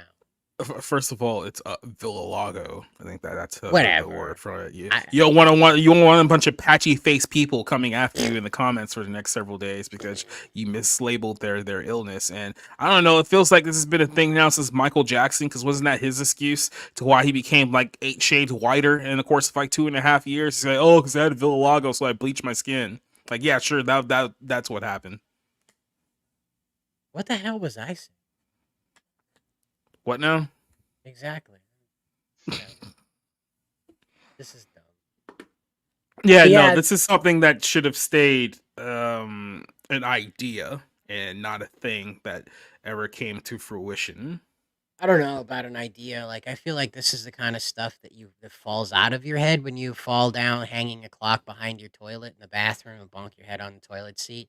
This is what the flux capacitor. I was gonna say, replaces. considering the context of the people who are, making this game, making any kind of reference to, hanging in a bathroom is dangerous territory here on YouTube. So, yeah, framing. Na, na, na, na, na, na. Forget I said that. And on that note, Yeah, right. How about that? So there you go. You got Dustborn being the biggest problem in the universe, and oh well, I guess we'll just get into Concord now. So here you go. Here's the intro for it. It's from today's video. Special song. Hope you're comfortable.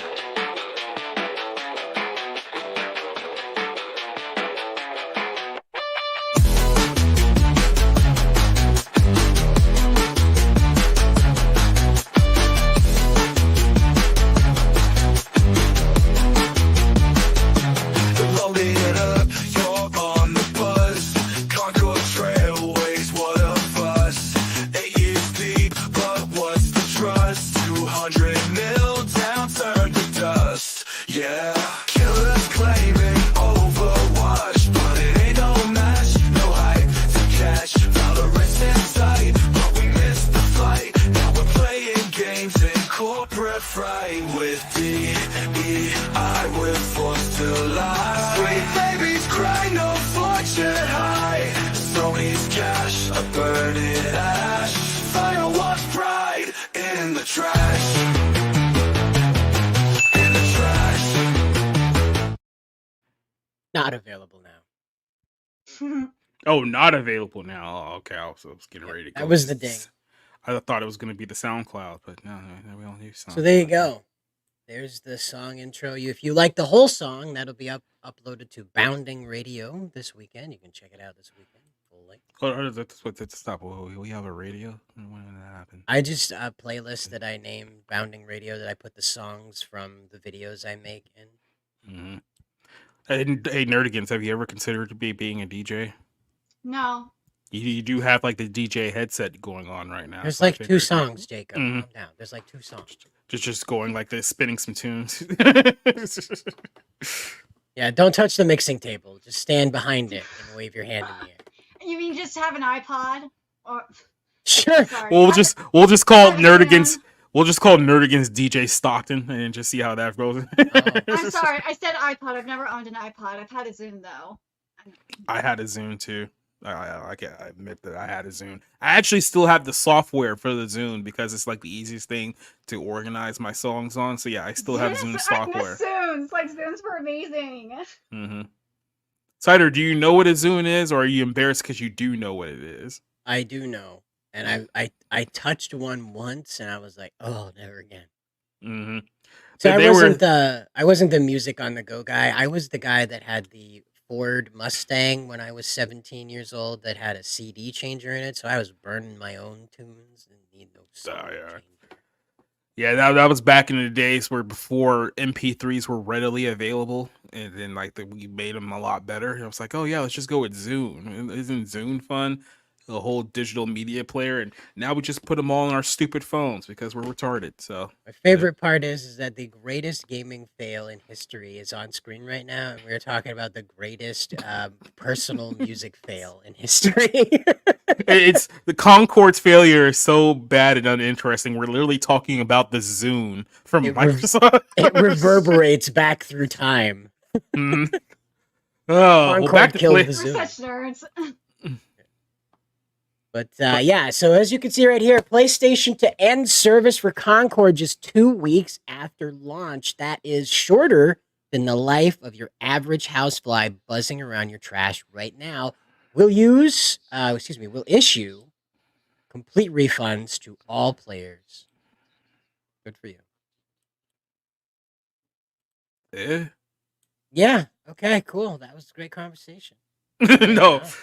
Here's the thing, because first of all, there's a lot of things going on with PlayStation because, like I said, they've gotten so much heat over, I guess, like the last year. And if you've been following our friend Cole Classic Cage, who's been covering a lot of this in the PlayStation, she has her own court of PlayStation haters up to this point. But it feels like there's been a major detach over the last 3 to 5 years with PlayStation's online capabilities. Because remember, there was the whole fiasco a few years ago where it's like, oh, hey, remember all that stuff you guys bought at the PlayStation Network store? Yeah, we're taking all that away. So, do you get a refund? No. So then that kind of like started a huge, major shitstorm that this has been blowing up here. So now you get to Concord, where it felt like there were people out there. What's the best way to put this on YouTube? There were probably people who are more invested by this project than anyone would be in reality. And then somehow it became to be a shock to a small group of people, because there's not a lot of them, that this whole thing kind of fell on its face and died rather quickly as it did. Is that a just recap here of what happened with this Concord series? Because it seemed like to me this was always going to be a project that failed, and failed hard, yet because of certain, what was the YouTube phrase of putting this there? Because of certain individuals who were involved with this one, it seems like the people worked themselves into a shoot, brother, if you guys get that reference. Sure. Was it 25,000 people that bought the game? I don't even think that. Was that the Biden process? Or was that just like the active players? Because I remember seeing like the stat that was going around about the active players being so low that it's basically active players. Yeah, like 120. It's not great. 668 or something. Well, we'll put it to you this way: we'll probably have more people watch this stream in less than 24 hours than are actually playing this video game. That's how bad it was. Now, of course, now it's offline. But so here we go, though. If you are somebody who was enterprising and decided, I want a piece of history, you can now cash in on that, as these are going through the roof over on eBay. Who do they think they are? Def Jam Fight for New York? Yeah. Why would anyone want to buy this, though? It's a piece of history. It's a piece of history. This is the fastest crashed AAA game ever. You know what this is going to be, Nerdigans? This is now a collector's item officially, because what's going to happen here is that these will be the only copies that are ever sold and published ever. Right. Which means that you're going to be one of like 200 people to have ever owned this game, which means that alone and its rarity is going to shoot the price back up. Now, no one's actually going to play it, but just to even have the physical disc will be a collector's item in and of itself. I wonder if it's going to be the same for Suicide Squad Kill the Justice League. Probably. Maybe not that one, because you think that because that one probably has more like intertwined with like the PC players, and maybe it won't be as far as like the console players here for this game. But speaking of PC players, Concord, trademarked, is no longer available on the Steam store. PlayStation Network account required, and we're not letting you in, jerk off. Yeah, so this is another example of if you don't physically own it, you don't physically own it. So you couldn't play it anyway without the servers that allowed the team battle stuff. So. And look, you guys know how very jaded I am about the gaming industry, but once we've gotten to the point where you had to download video games and then put them like once we got to that point, I was like, okay, we're done here. This is never going to recover from the road that we're going to right now. Apparently, Craig from Side Scrollers bought 10 copies of this. So, of course he did, because he's a massive word that I can't say here on YouTube. But he you will enter yourself. He'll be a Bitcoin millionaire. He'll be a Bitcoin millionaire. You wait. You wait. You know? Don't worry. This will go up just like the price of gold in just a couple of years. I'll trade you 2 Concords for a pizza. In 2 years, you'll be able to buy a mansion with those. Mm-hmm. Who knows? The developers might have to, buy that in order to, pay their rent one day. Who knows? But guys, I have terrible news. All right. Oh no, Concord's back. No, it's even worse than that. Racist bigotry. Oh, and here we go. Here's hold on. It one with Genshin, and one with Alkalite, and now it's one with Concord. And here's the story within the story that we were all waiting for. It's like, actually, it was the bigots' fault. That's where we are now. It's like, okay, let's hear it. Are you happy? Yes, I am. Are you satisfied? Boy, howdy. Does your day feel that little bit better knowing a great developer comprised rather of Whoa. So hold the phone.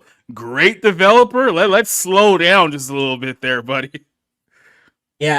comprised of hardworking folks is going to likely be shut down over all this, all because you can't whack off to ugly characters. Thank you for admitting they're ugly. And cry about woke games all the time. Get By that the memo. way, the most offensive thing you've said so far in this speech is great developers and hardworking folks. So that's probably the most offensive thing you've levied here in this sentence. But continue. Get the memo. This game wasn't for you in the first place. Well, Yeah, that's why no one bought it. That's 'cause no one bought it. Yes, you're absolutely right. It's the Now, same here's thing with curious. the Acolyte. The Acolyte This game was only for me and the 10 of my friends who actually wanted this. And Suck it, that's chuds. Now a decent shooter with fresh ideas like ripping off Overwatch and Valorant's heads-up display and game mechanics. Yeah, fresh ideas. Yeah, hey, maybe But with you and ugly all. characters. Yeah, hey, maybe you and all both of your friends could go there play it on your own now. So there you go. In a boring free-to-play market is going to die. Does that make you happy? Are you what's wrong? You, rather, are what's wrong with this industry. And because of you, Sony might see this and think PC isn't worth investing their money in for future games. No. You guys, I'm going to test your age for some of you, and I know you guys are old enough to remember this, and I'll pretend like you don't. Remember back in the old days of like X-Play when they reviewed like all those really, really terrible like PS2 games? You remember a game called Drake and the 99 Dragons?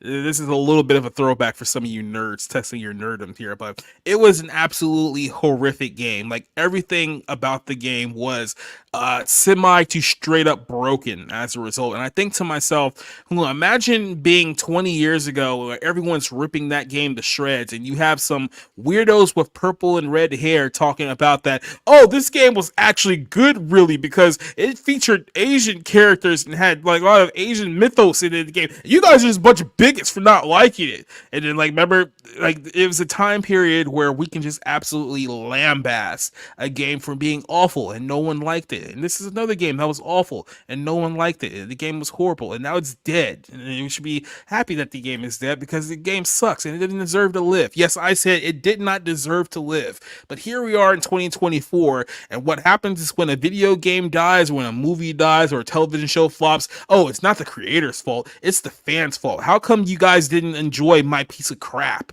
Don't you guys know how lucky and fortunate you are to enjoy my crap? You bet. And then edit? Well, congratulations. The game is shutting down completely. Hope you miserable. I've had the same thing like told to me in regards to like to anime that I've critiqued. And I'm just like, dude, animators in Japan kind of want to know what's wrong with it. Why are you selling for garbage? Don't you want better quality stuff? No, I want trash. Like it's literally that they gaslight. I mean, these people have gaslit themselves into a completely different universe than the rest of us, right? Like they think that they're the majority and we're the minority. They think that they're the heroes and we're the bigots. In their minds, it's like they're Iron Man and Spider-Man, and we're like the big bad, like evil Hydra that's just ruining everything, causing all this mischief. Like they live in a completely different universe than everyone else. You can't bring them back to reality land. So their own failures, where they have nobody else to blame but themselves. Nope, we're gonna blame the bigots. It's like that person probably wrote that whole diatribe blaming the bigots for Concord's failure. Here's the reality: a lot of those bigots probably didn't even know Concord existed until the news came out that they actually failed. So you're blaming them for something that they didn't even know. It really goes back to X-Play a couple of years ago. Remember when Frost did that whole rant and I'll say, oh, if you don't like it, don't watch it. And people were like, wait, X-Play? G4's back when this happened. It's like, oh, okay, great. Now I don't have to watch it now. It's like, thanks, dummy. So imagine you see a post on Twitter and three things happen. One, you discover there's a game called Concord. Two, you discover there's a game called Concord and it's not doing well. And three, you discover a game called Concord has been canceled. All in the same post. Now that would be That's pretty. And then $200 somebody million points the game. figure at you, be like, "You're the reason why this failed." It's like I didn't even realize it would existed until like 20 seconds ago. Like, how is this my fault? Well, Beardy's gonna tell you why it's your fault. All right. Oh, here we go. Snowflake Oh, conservatives God. are at it again. Game was fun. Let's hear the opinion of this unregistered sex offender talking about video games. Yeah, okay. Game was fun despite its short-lived game. That was a sentence. Failed mainly due to the fact that basement dwellers with nothing better to do in their time than moan about a game being inclusive because it hurt their narrow worldview is what killed it. Oh These- yeah. Hold on a second. So that's what killed it. You would think under normal circumstances, living in reality land, that I don't know, Concord being a good video game would be enough to supersede that, but it didn't. Weird how that happened, right?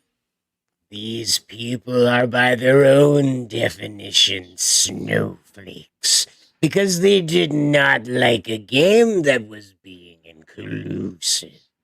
They ignored the gameplay and went and targeted the devs being rude and harsh. Do you believe rude and harsh on the internet? Rude and harsh. Hey devs, your game stinks. Oh, minus 10 hit points. Just Oh my because God. it. I think I found remember someone posted something about the Alkalite? I think I found what they were talking about. I'm gonna post it in the studio chat. Okay. Because this is wild. So the Alkalite stands are so triggered. They're using Amanda Steinberg in an attempt to get content creators they hate deplatformed and demonetized. These people are psycho. Well, I mean, Amanda Steinberg, whose only contribution to entertainment is that 3-minute weird black and white spoken word dance video that she did, and then just literally 8.5 minutes of straight incoherent rambling that she performed. And so now we're done with Concord because this happened. So here we go. I'm sorry, but like I saw this and I just am like, Concord is just a shit game. You know what? No. You know what? Go back to Concord, because let me lay down the law here. You don't have to kneel yourself for Nerdigan's extreme OCD. You can let her wait a couple of minutes, then we can get back to that. Like, we were making fun of Concord, and I was having a lot of fun doing that. Damn it! Do you want to make fun of the trans character in Concord and then get to Alkalite? Yeah. Okay. I don't have that part. Anyway. Now, back to the unregistered sex offender. Thank you very much. Rude and harsh just because it did not also match their conservative view. Could this game done better if it was free to play? 100%. But the narrow view of other PC gamers would only bring it down. If they ignored Hold on. Just a second. Just that whole statement. Are they basically saying that had more people actually played the game, that it would have hurt the game? Is that a statement that they unironically made there? That's all I wanted to get to there, yeah. Do you guys hear yourselves? Susie Hunter, a lovely voice of reason here, steps in and says, all that's at time, talent, money, and manpower for nothing. The industry needs to actually learn from these types of games. People want fun. They want unique, not bland, boring rip-offs of Overwatch and Valorant, of other things that are also stale and tired. Yes. And that's All I can hear myself in my head is just jumping into a bathtub with a toaster while the Sonic like drowning theme is like going off in the background every time I read one of these posts. Yeah, it is a bit like that. And then there was the Concord trans reveal.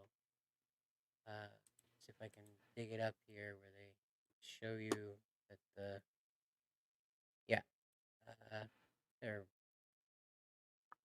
Yeah, okay. We'll just go with that. So it is official, but this is what happened with the studio. They actually admitted that the character with the red jacket and the purple pom-pom-bitty hair is a trans. And their backstory, you remember Sokka from Avatar: The Last Airbender? Mm-hmm.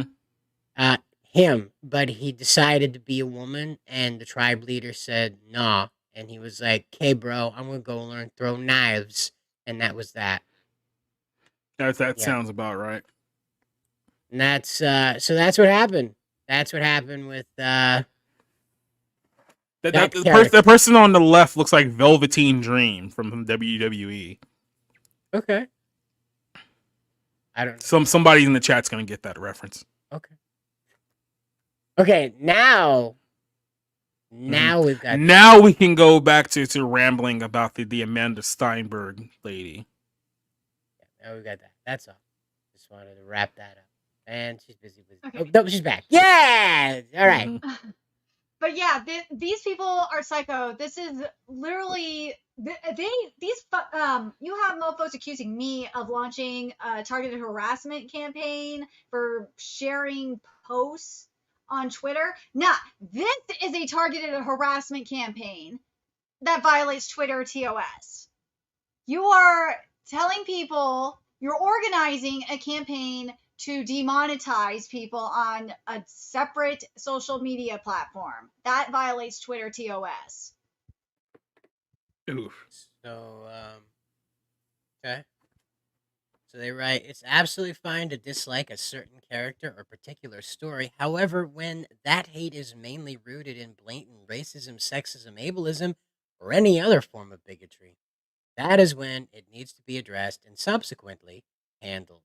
Freedom of speech has not and never will equate to freedom from consequence. And harassing actors as well as specific individuals simply enjoying the show that have put us on have put lots of hard work and dedication into a project that will never whatever.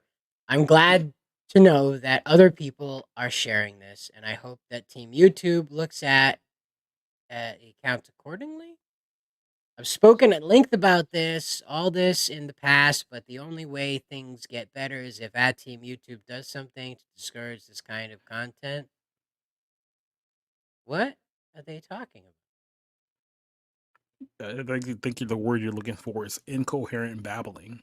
It's time for you to be part of the solution at Team YouTube. While you continue to allow these channels to be monetized, you are incentivizing hate. Now, let me ask you this question real quick. Would this have anything to do with the what was it, the video that went viral earlier today about, what was it, the news report regarding people like Nerdrotic and Ryan Kennel talking about, oh, these are people who have bad opinions on the YouTube, somebody needs to do something. It's like, is that what this is going to?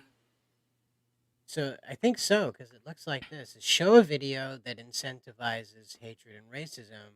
I'll do you one better and show you the door. So you can't. You're not entitled to a debate. So yeah, these guys. Well, that wasn't a debate. That was literally him asking you to prove your accusation. Yeah. But that's so far nothing. Nobody's. The Shill Elite 4. This is just wild. Who these people are. This is kind of why I hate nerds. Like, I get it. Like, I have nerdy tendencies too. I mean, otherwise I wouldn't be here dealing with you people. But this is another thing that I just can't stand a lot of these individuals, because they're what's the YouTube friendly way of saying this without dropping the F-bomb? They're a bunch of very questionable individuals, especially as grown adults. I think that's a safe way of putting it. Well, Angel of Sorrow, I think, gets it right. They say, why don't these dumbasses ever get the point? Playing the victim card never works in their favor, especially when they're doing exactly what they accuse others of doing in regards of harassment. There is more of us. Maybe we ought to do the same.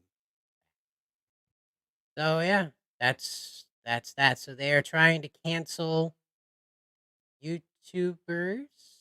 I'm not sure what this graphic is that they keep pushing around. I don't know what the hell this is. It's a leftist meme. It's a damn novel that somebody's supposed to care enough to find out what it is, just to be dismissive of it when it means nothing. They're trying to do, oh my god, basically what it looks like, I'm gonna try and find it. But it sounds like they're trying to do something similar to what the Genshin boycotters were doing. Remember the boycott card that they had? That's what it looks like Oh, to me. okay. So most of these people work for Disney? Is that and What? Lucasfilm? Is that what you're telling me, Leslie? Huh. I have It no says idea. most of the channel side or show are employees at Lucasfilm or Disney. Yep. So I guess they have some kind of either loose or just direct connection with Lucasfilm or Disney, and that's probably why. And I mean, let's be honest here too, because I think we've all kind of connected the dots on this one for a while now. But you notice that when it comes to it has to be a directive somewhere. I wouldn't be surprised if this is coming from Kathleen Kennedy herself, but all of this online hate and discourse and this whole narrative has been concocted, and it's all surrounding the Star Wars properties, like all of it, right? Like, we've been through this whole thing with the Acolyte. We went through this whole thing with Obi-Wan Kenobi. We went through this with the was it the sequel trilogy? It's like it's always Star Wars that this conversation directly gets brought up. It's rarely with any other property. Like we'll get it sometimes. Like maybe there's like that one season of like Star Trek that got a lot of attention. Obviously, the Little Mermaid was a little bit of an outlier, even though that's Disney too. So I mean, maybe there's something in the well, but primarily it's always been something Star Wars related, where it seems like it's a marketing strategy now to, before a show or a movie comes out, we need to go ahead and let everyone know, hey, all of our fans are bigoted and the people who don't like this is bigoted. So if you don't want to be a bigot, don't have a negative opinion about the show that we're about to release, and then the show releases, everyone hates it. It's like, see, it was the bigots the whole time. We knew it. We called it. This is, like I said, it's become a legitimate marketing strategy from someone behind closed doors at Lucasfilm. I wouldn't be surprised if KK herself wasn't the one directing this. Well, you know, they do Yeah, stupid I found the stuff source. like I that. found the source of the tweet. It's Okay. it's this person, Molly Damon, or Damon, whatever. So she basically is the one of the hosts of Star Wars Explained. Of course. Yeah. All right. And she posted this long. Oh God, I'm gonna have to do a thread on this too, huh? Oh, Geeks and Gamers are mentioned. Isn't that pleasant? Oh, that's convenient. Dear Team YouTube, last week, actor Amanda Stenberg, she, they, it, question mark. she, they, beep, anyway, posted candid comments on Instagram about the rampage of ... bigotry and vitriol she has received since leading the cast of The Acolyte, the latest edition of the Star Wars universe. Stenberg's experience is not new. In fact, the known tactic was initially provoked by former Breitbart news editor Milo Yiannopoulos, the gay man, who aggressively, gaily targeted Ghostbusters actor Leslie Jones. They're still whining about something that happened like 8.5 years ago. It's like longer than that. 2016, man. Yeah, that's what, like, about 8. It was like 8 years ago. Feels like it's 20 years. It just feels like 20 years because we're still bringing it up after all this time. Yeah, gosh. Anyway, it's like, did you know Milo tweeted something about Leslie Jones back in 2016? Like, yeah, no one cares anymore. Who's Leslie Jones? We've literally had 2 more Ghostbusters movies since then. It's like people have moved on. Quickly. Blah, blah, blah, aggressively, film criticism, prolonged insults against Ghostbusters character resulted in harassment against Jones. On Twitter, Yiannopoulos claimed Jones playing the victim when she was called for action against the harassment. She called for action, rather. The aggressive gaslighting of Jones' experience resulted in Yiannopoulos being banned from old Twitter, which would ban you from anything it felt like, especially if the FBI called up and said that you don't get to be on there. Yeah, we caught that. Yeah. 8 years later, Yiannopoulos' playbook against marginalized actors burgeoned into multi-million-dollar businesses on YouTube, which has been permitted to develop unchecked with the help of YouTube's partner program. this playbook's biggest target is Star Wars. As fans of the Star Wars franchise, we have tirelessly witnessed a handful of YouTube's creators continuously drive prolonged insults, harassment against marginalized actors and members of our community. Enough is enough. Star Wars fandom demands YouTube enforce its community guidelines against prolonged insults and incitement of targeted harassment towards women of color by demonetizing the channels Geeks and Gamers, Ryan Kennel, O.R.C.A. Outpost, and Nerd. The facts. In 2018, Geeks and Gamers, 396,000 subscribers. No pronouns. No pronouns. You bitch. Encountered harassment against Vietnamese, encouraged rather, harassment against Vietnamese actor Kelly Marie Tran, leading to Tran's departure from Instagram due to prolonged harassment. Geeks and Gamers published... By the way, that was never confirmed, by the way, but she left because of harassment. Like, yeah, published... letter, whatever, if you're in a movie, expect people to hate you. I mean, for God's sakes, there's 7-8 billion people on planet. Somebody is going to want to rip your head off just because you're you. The internet makes it possible for them to talk to you. This is what happens. Live with it. Games published nearly 15 videos relevant to trans Star Wars episode Last Jedi character Rose Tico. The channel claimed that trans character is one of the most hideous characters of all time, the most unlikable character ever, and exists for forced diversity. Many of the comments found in Geeks and Gamers videos have been hateful comments under trans now deleted Instagram. Have been seen rather in hateful comments. Oh, they're hateful. Ooh, not illegal. Hateful. Geeks and Gamers champion O.R.C.A. Outpost, 319,000 subscribers. Again, no pronouns. What a bitch. A channel that frequently targets marginalized actors and Moses Ingram and Black American cast member of the TV series Kenobi. Okay, Ryan Kennel is not racist. Okay, he has jokes. All right, same way Tosh.0 has jokes. Same way that but they were racist jokes. Racist jokes. He's not the right Natland skin tone to be saying those jokes, right? Not the right Natland color. So he called Ingram a lunatic who had done nothing other than play the victim. O.R.C.A. Outpost has recently offered on Ingram's Kenobi character as dumb and word I can't say on YouTube. Geeks and Gamers and O.R.C.A. Outpost frequently co-host a live stream Friday Night Tights on Nerdrotic's YouTube channel, 1.1 million subscribers. Again, no pronouns. Where the three channels have made a profitable business reusing prolonged insults against marginalized actors featuring the Star Wars, Captain Marvel, The Lord of the Rings, Rings of Power, to name a few. Amandla is the current target of the YouTube-based operation. Together, Geeks and Gamers, O.R.C.A. Outpost, and Nerdrotic have led a charge against Amandla even before the release of The Acolyte, producing nearly 40 videos relevant to Amandla and The Acolyte since May. These channels... Hold on, it's been 40 weeks, hasn't it? Has it? Let's say it's been 10 weeks and they averaged 4 videos a week. That's still not nuts. That's still not... There's been that much Acolyte news. I don't understand. Anyway,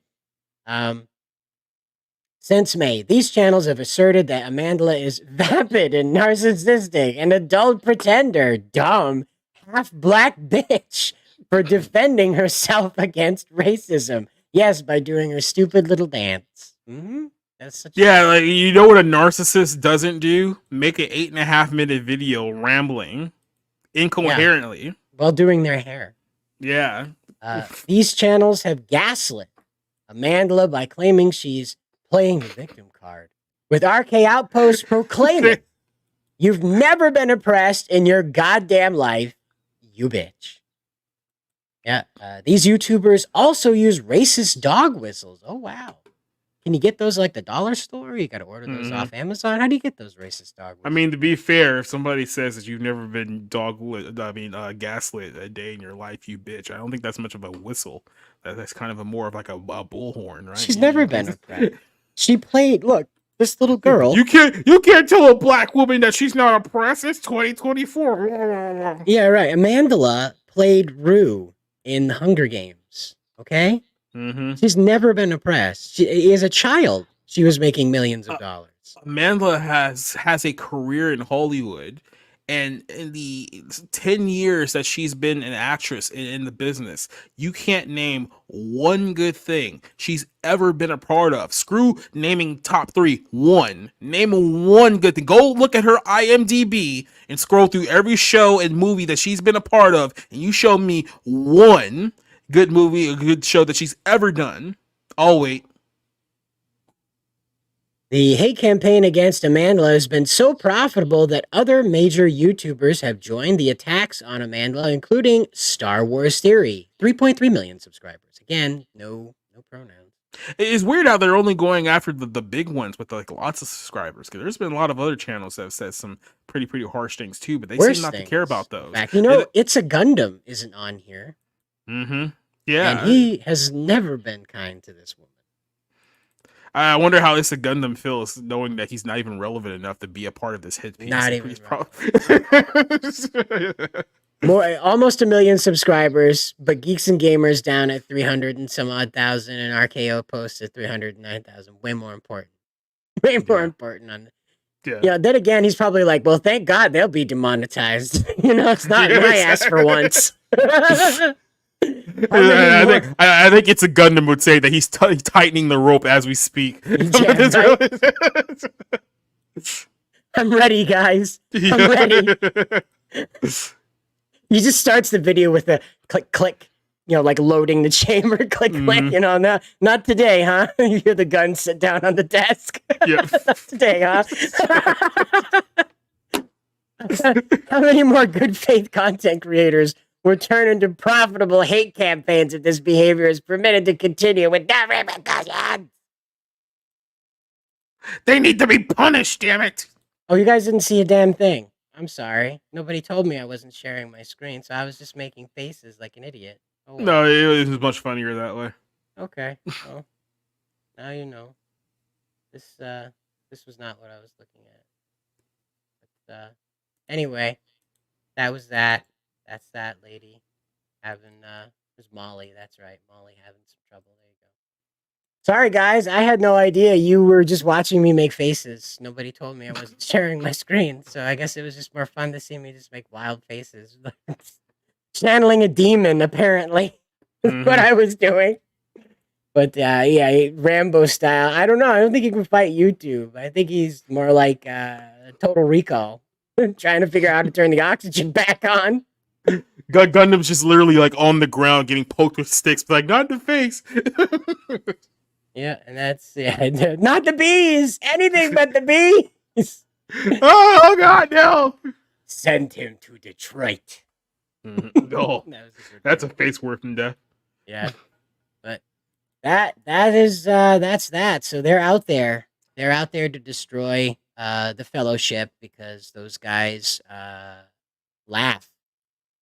And they routinely tell their audience, don't go out and go after these people. Don't harangue them. Make jokes all you like, but don't go after them. There's no reason to. They're already weird enough. They don't need any more help. You know, Ryan Kindle stresses this, that his opinions are his. You don't need to go out and defend them.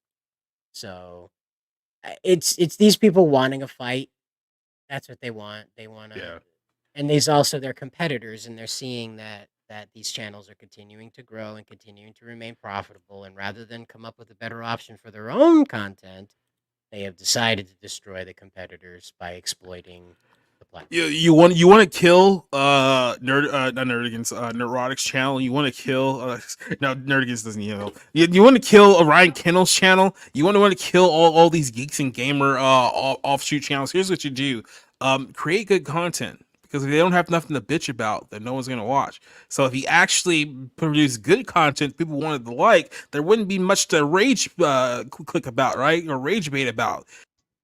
Wow, that's so weird that Jacob disconnected like that. By the way, they're going to continue making horrible content. So make sure you subscribe to Bounding into Comics because we do a lot of bitching around. Oh, I think Jacob finally got reconnected. How about that? Mm-hmm. Yeah, no, yeah. They're going to keep making stuff forever. That's awful, dude. Make sure that you subscribe to catch all the opinions we've got around here. Yeah, I was told by our board of directors to not recommend them make good stuff because apparently we need the money. That was a That's direct bad for quote. business.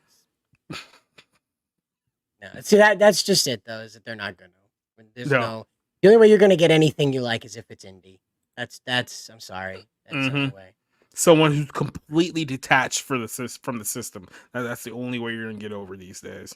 If it's English, if it's American. I double checked. She not only locked her replies, but YouTube responded to her, and they're looking into it. So this will be very, very interesting. This Cool. So now we get to see the adpocalypse all over again. And that's fine. I wasn't making any money anyway, so joke's on you, YouTube. Oh well. YouTube's been I suppressing my didn't make a content bunch for of over 5 Amanda years, so- Stanberg hate videos, so I'm all set. I just made a bunch of Assassin's Creed black guy videos, so we'll see how that goes. This is gonna get nuked. Yeah, they just delete the channel. We'll try to log in someday, and it says nope. That's it. There's no. It's just a bit black and white. Nope. It's like watching. It's like literally like watching the light and it stops from a stop sign go from like green to like red. It's just like red. It's like, oh no, what's happening? It's happening. Yeah.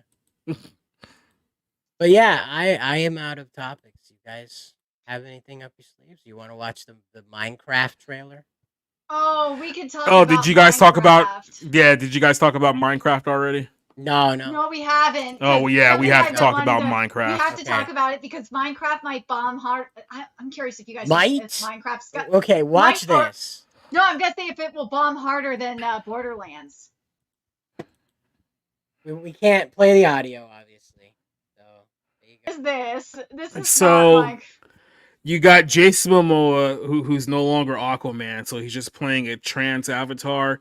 And in the Minecraft movie, you have the fat black chick from Orange Is the New Black. You have these two child actors. I don't even know if they're from or if they're even been in anything in their entire life. And I can only imagine how much money went into the production budget for this horrific movie. Oh, and by the way, Jack Black is in it. So if you guys really was wondering whether this movie was going to be funny or not, Yeah, that makes Probably sense. not. That's a good job, guys. That was a good job. But so the problem with making a Minecraft story is that it's Where- like 15 years too late. Well, no, it's that Minecraft doesn't have a story. That's the point. There's no story in it. You explore if you want to defeat the Ender Dragon, you can, but the Ender Dragon isn't a threat. It isn't coming out and getting you or nothing. There's no zombie king, there's no skeleton king, there's no plot. You're not marooned here because of a shipwreck. You're just building and exploring, and the biome randomly generates. That's what I do. Is I just walk around. I just think everything's pretty. I just walk around and look at all the neat stuff. That's all I do. I don't fuck around. Oh, it gets even better. What If if the it's funny is going to be. Ghostbusters? Yeah. Ghostbusters 2016 all over again, isn't it? It's not great. It's not Mind looking busters. very, very good. Go ahead. Well, I'm gonna say this: the backgrounds look great, like the effects look good. Well, minus like what we saw with the sheep and the llama. Oh no! Oh, this is actually way worse than I thought it was gonna be. This is from the same writer. An abomination to the word comedy. Like it was negative laughter in that film, and apparently this Minecraft movie is the first film that they've done since then. So this will be their return from that. Everything about this movie looks horrific beyond imagination, and that's the best way that I can put it. Like this is bad. Like this is really, really bad. The only thing that could be worse if we found out that they put like a $200 million production budget behind this movie, because this is going to lose literally every cent that they have if that's the case. So the problem with like doing a story like this, as I said, is there's no adversary. There's no built-in negative. So they've made the porklings, yeah, those pig monsters. Piglins, there we are. They've made the piglins the apparent foes that they have to overcome, the invasive foes that they have to overcome. But the thing is it bears more resemblance to Candyland in that regard. Is that even in the game, well, the piglins aren't competitors for you. They're just people in the nether, and if you annoy them, they'll attack you. That's it. Otherwise, they're just on their own and kind of in the way, waiting to get hit so they can fight you. They're not malevolent. They're not seeking you out. There really isn't anything in Minecraft that wants to come and get you. So that's why a movie isn't going to work for this. The story It's itself. basically a glorified sandbox game, which means that you don't really have a story to go off of. You have to create the story, yet create the story within like this universe. But at the same time, it's Minecraft, so it's like, what story in a Minecraft universe are you going to put together? And I do have to point this out just real quick. Let's do a quick little sidebar because people were asking this question watching the trailer because it looks horrible. How much did they spend on the budget for this movie? So let's play a little game of how much is the budget for this film. I'll give you guys 2 guesses, the closest without going over. How much do you think that the production has been wasted onto this film? 120 million. A little bit higher. Got a guess, Nerdigans? 100 and if it's the same as Alkalite, I will laugh if it's 180 million. You were probably the closest, but you are over. So like 160. So here's the number. They initially approved a budget, just production, not marketing, of $150 million for this film back in 2019. However, with numerous delays, including COVID and the writers-actors strike, it's only assumed that this film ballooned that budget, which is probably at this moment up to about 175.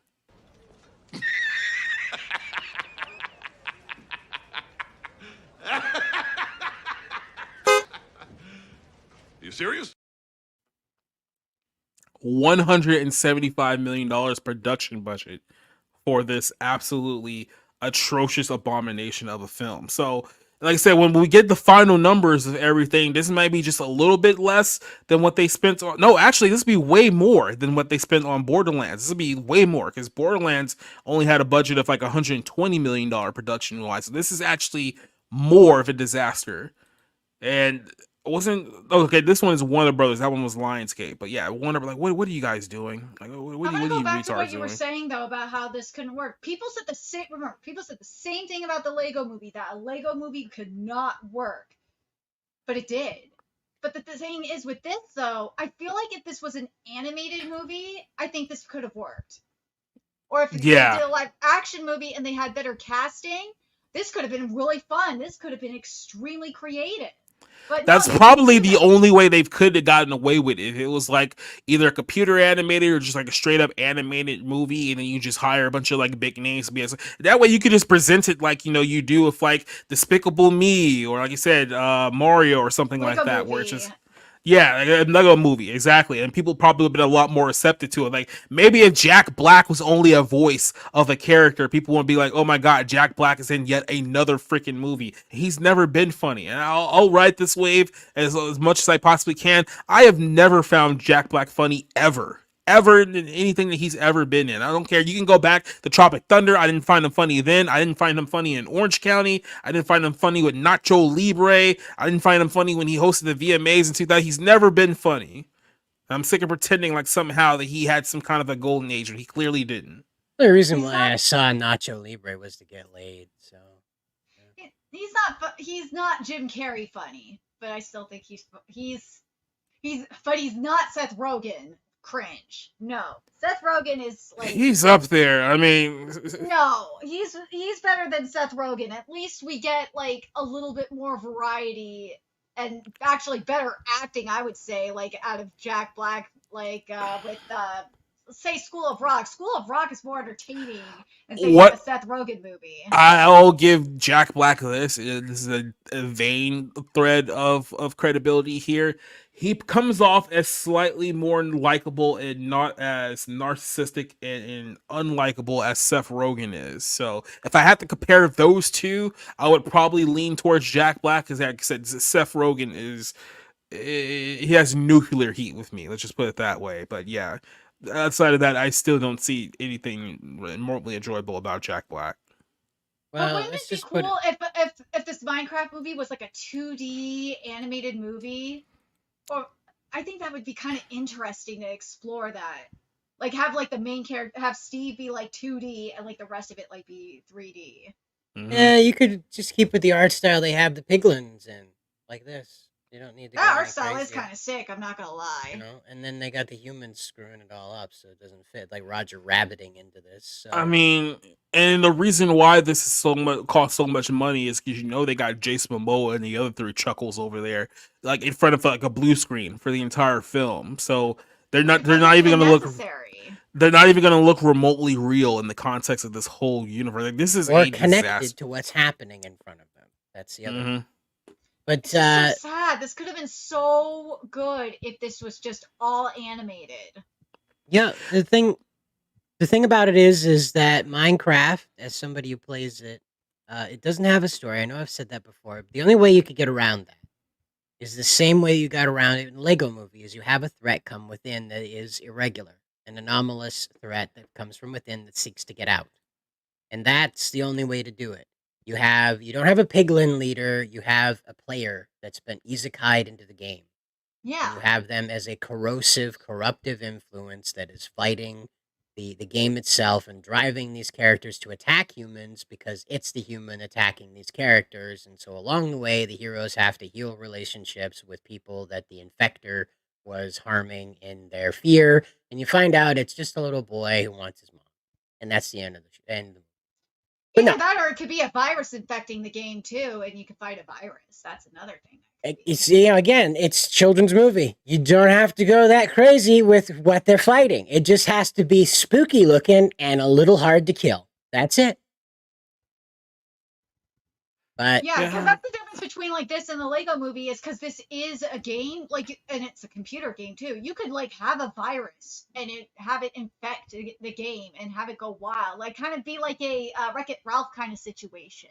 Yeah, and it would well, work. Well, and they made games of Lego too, so Lego's got all that too going with it, and we've got the Minecraft stories that are a whole created environment for you that does have a story and end run and things like that they clearly didn't borrow this from. It's going to crash and burn, much like Borderlands, because we're dealing with the AARP candidates. Like, what is Jason Momoa in his late 40s doing in this movie? What's Jack Black do? Well, Jack Black is a little bit more understandable because he is more of like that big kid kind of character. So it's like I can understand. He's 55 years old. I know, but he is used to being in kids' movies. Jason Momoa, 45. not so much. Yeah, Jason Momoa is 45 years old, right? And now I get it, right? But he's playing... This feels like a humiliation ritual as a movie for Jason Momoa. Right, he's not playing a dad. He's not playing the dad that's out of place. Like, imagine if he's the single dad to these characters, right? And he's just like trying to protect him and keep him safe, but he's not. He's obviously some weird bystander that wandered through the Nethergate like the rest of them. And that's it, and that's, again, you can tell just from the trailer, it's not going to work. Just like you watched Sonic 3 trailer and you were like, yeah, I'm ready to go. This was like, no, man. I am not interested. Yeah, this whole thing is just, like, honestly, you guys remember the show Entourage, an old HBO show? I remember the character of Ari Gold, where he would just like go on, just like lambast people, like read them the riot act and what. Believe it or not, that character was actually based on Harvey Weinstein before everyone knew what Harvey Weinstein actually was. They were lambasting him 20 years ago, which means that they knew exactly who he was. But we need somebody like that in Hollywood today. Someone who could be like, what the hell are you guys doing? Because I can't believe that a room full of suits sit there, saw that trailer, and Warner Brothers is like, yep, let's go with that, right? Like, I don't know, like, look, I know I'm not in the business or whatnot, but I was under the assumption that, studio will watch these things called dailies, and when you watch the dailies, they will see the progress of the film, and they could look at, like, the visual part and be like, yeah, I don't know if this is the direction that we want to go with this whole movie. Somebody apparently like, nope, that's great, it's good, good. More close up on the black chick. She's gonna be the focal point in this entire movie, because if this movie bombs, we can say that people were racist because they didn't like her, and they're already trying to build that narrative right now that people are racist against the Minecraft movie because she's in it, right? It's like they're already laying the groundwork for that. It's not going to help you, Warner Brothers. This is going to be a massive flop. Yeah. People are pissed. Like, then you have what the other thing that's happening is the decisions that they're making over on like Cartoon Network, that they're putting the new Barney reboot on Cartoon Network, and they canceled like all the Scooby-Doo show, or not the Scooby-Doo show, the Scooby-Doo movie with the oh my god, who was it? Oh god. No, they canceled like two Scooby-Doo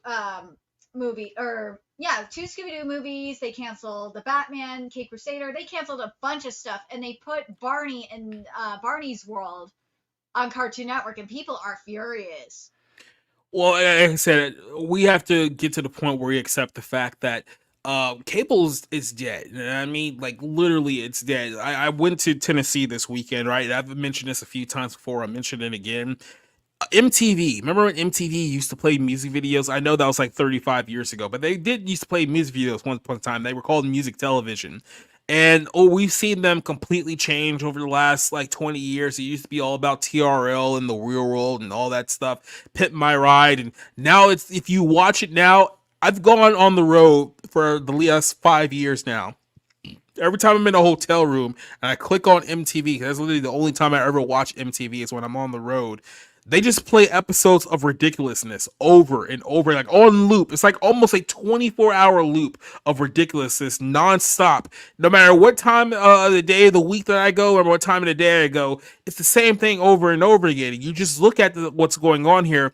They're doing another rebooted version of, was it Jersey Shore? That's how desperate all these networks are. These networks have no content to give to the customers anymore. This is why ESPN and DirecTV is having a massive dispute at the moment over rights, because they're asking for a ridiculous amount of money, and at some point the cable providers are going like, look, you guys don't justify this much money anymore. No one's actually watching these channels. So remember when we were at a point where it's like, oh, 1,000 channels, I'll never run out of things to watch. And now we're like, oh wow, we have 1,000 channels, we have nothing to put on the air, because there's absolutely no creativity in this industry right now. And Cartoon Network is suffering as a result. We all know what's going on with Warner Brothers behind the scenes. Paramount is falling apart. All of these there isn't any cable conglomerate that's in a good place at the moment. I think probably the one that's under the radar the most is probably NBC Universal. That doesn't mean that all the stuff going on behind the scenes is like cupcakes and ice cream with them either. So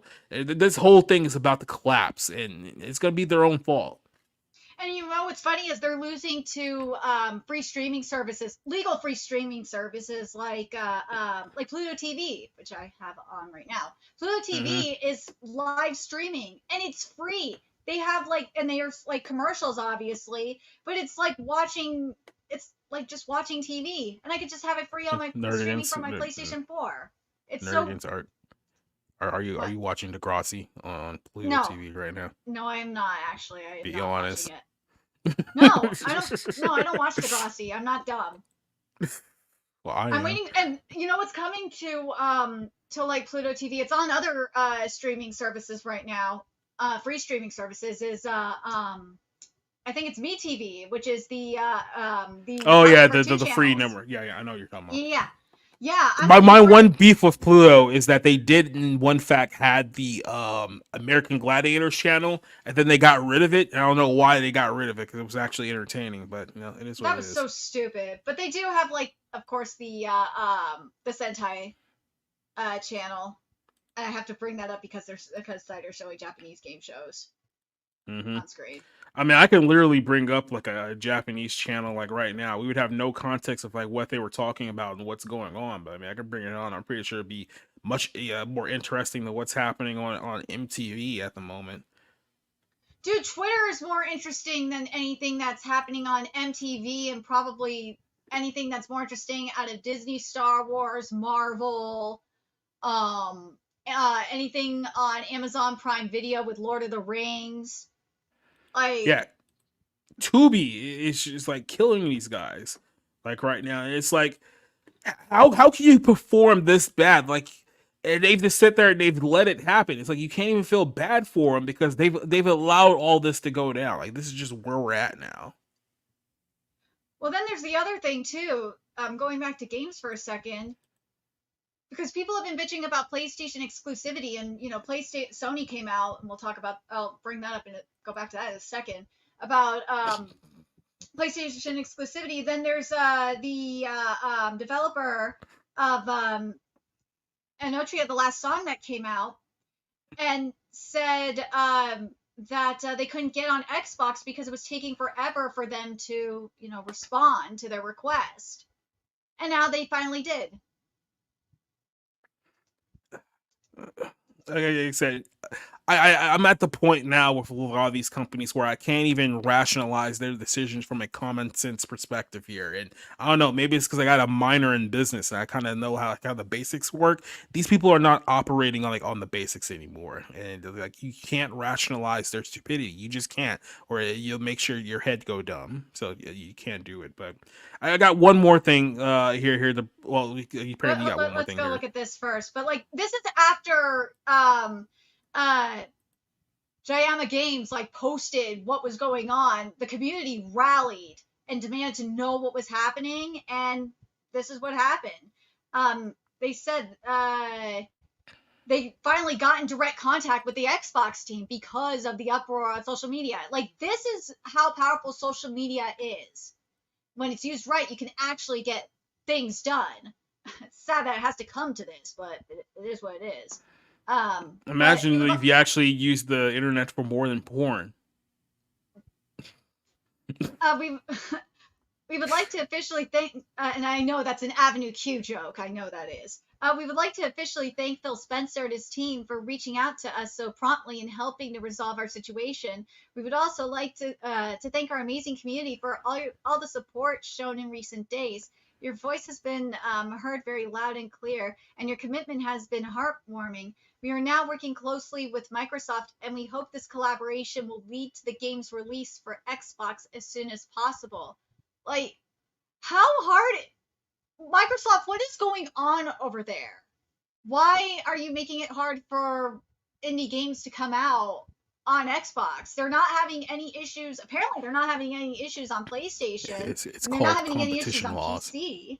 It's called competition laws. They're passing competition laws so that no one can compete with Microsoft. This is the why they had this whole thing with their merger that they tried to do last year that got held up based on monopoly laws, because if they gain even more power, which they are going to gain even more power, they're going to pull more BS like this, and then you're going to find it even harder to gain a barrier into the industry now, because of companies like Microsoft. They're not the good guys.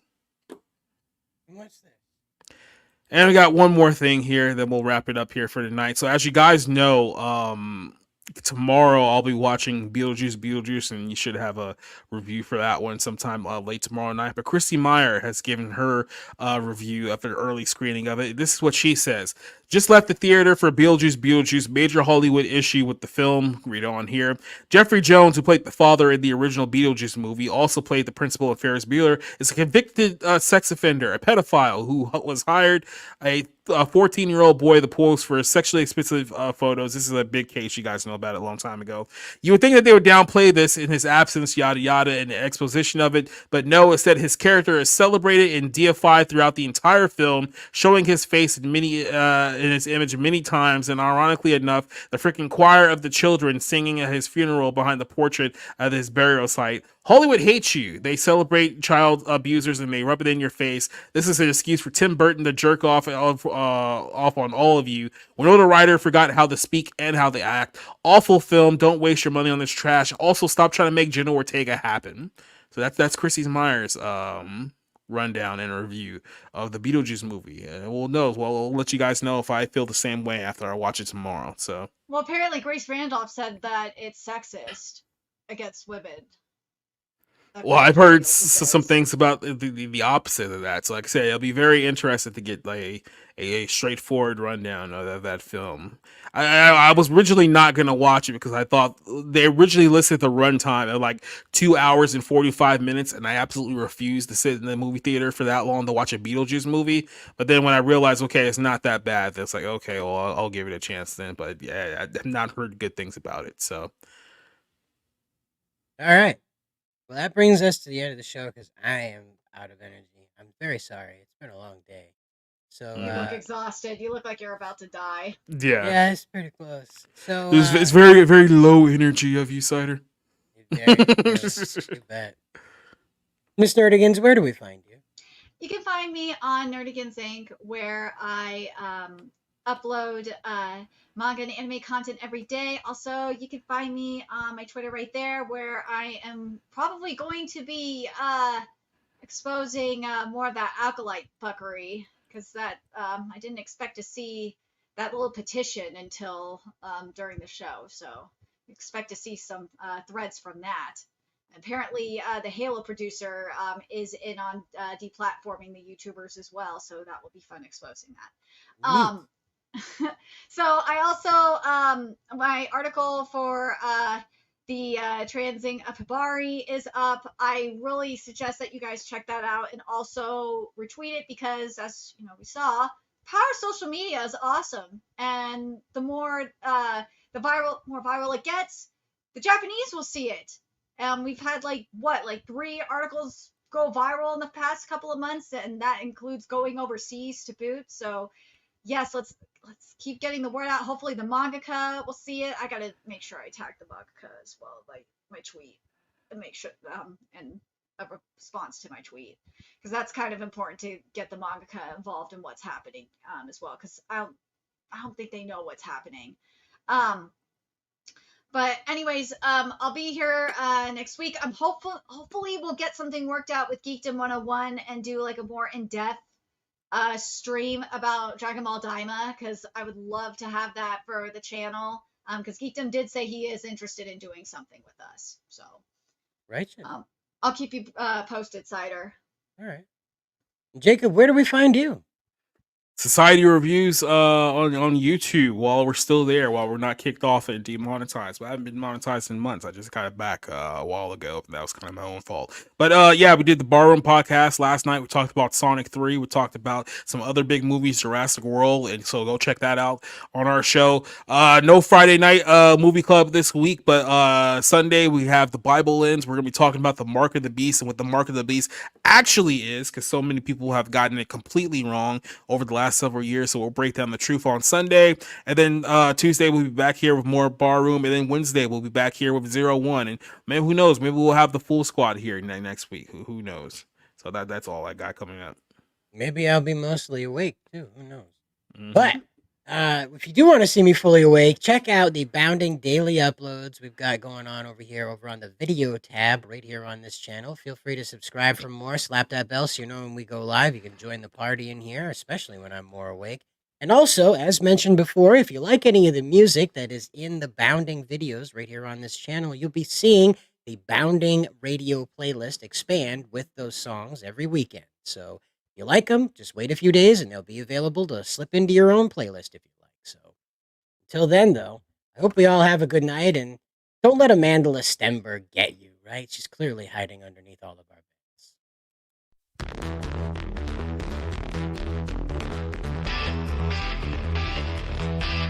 Gonna ride into the night with a fire that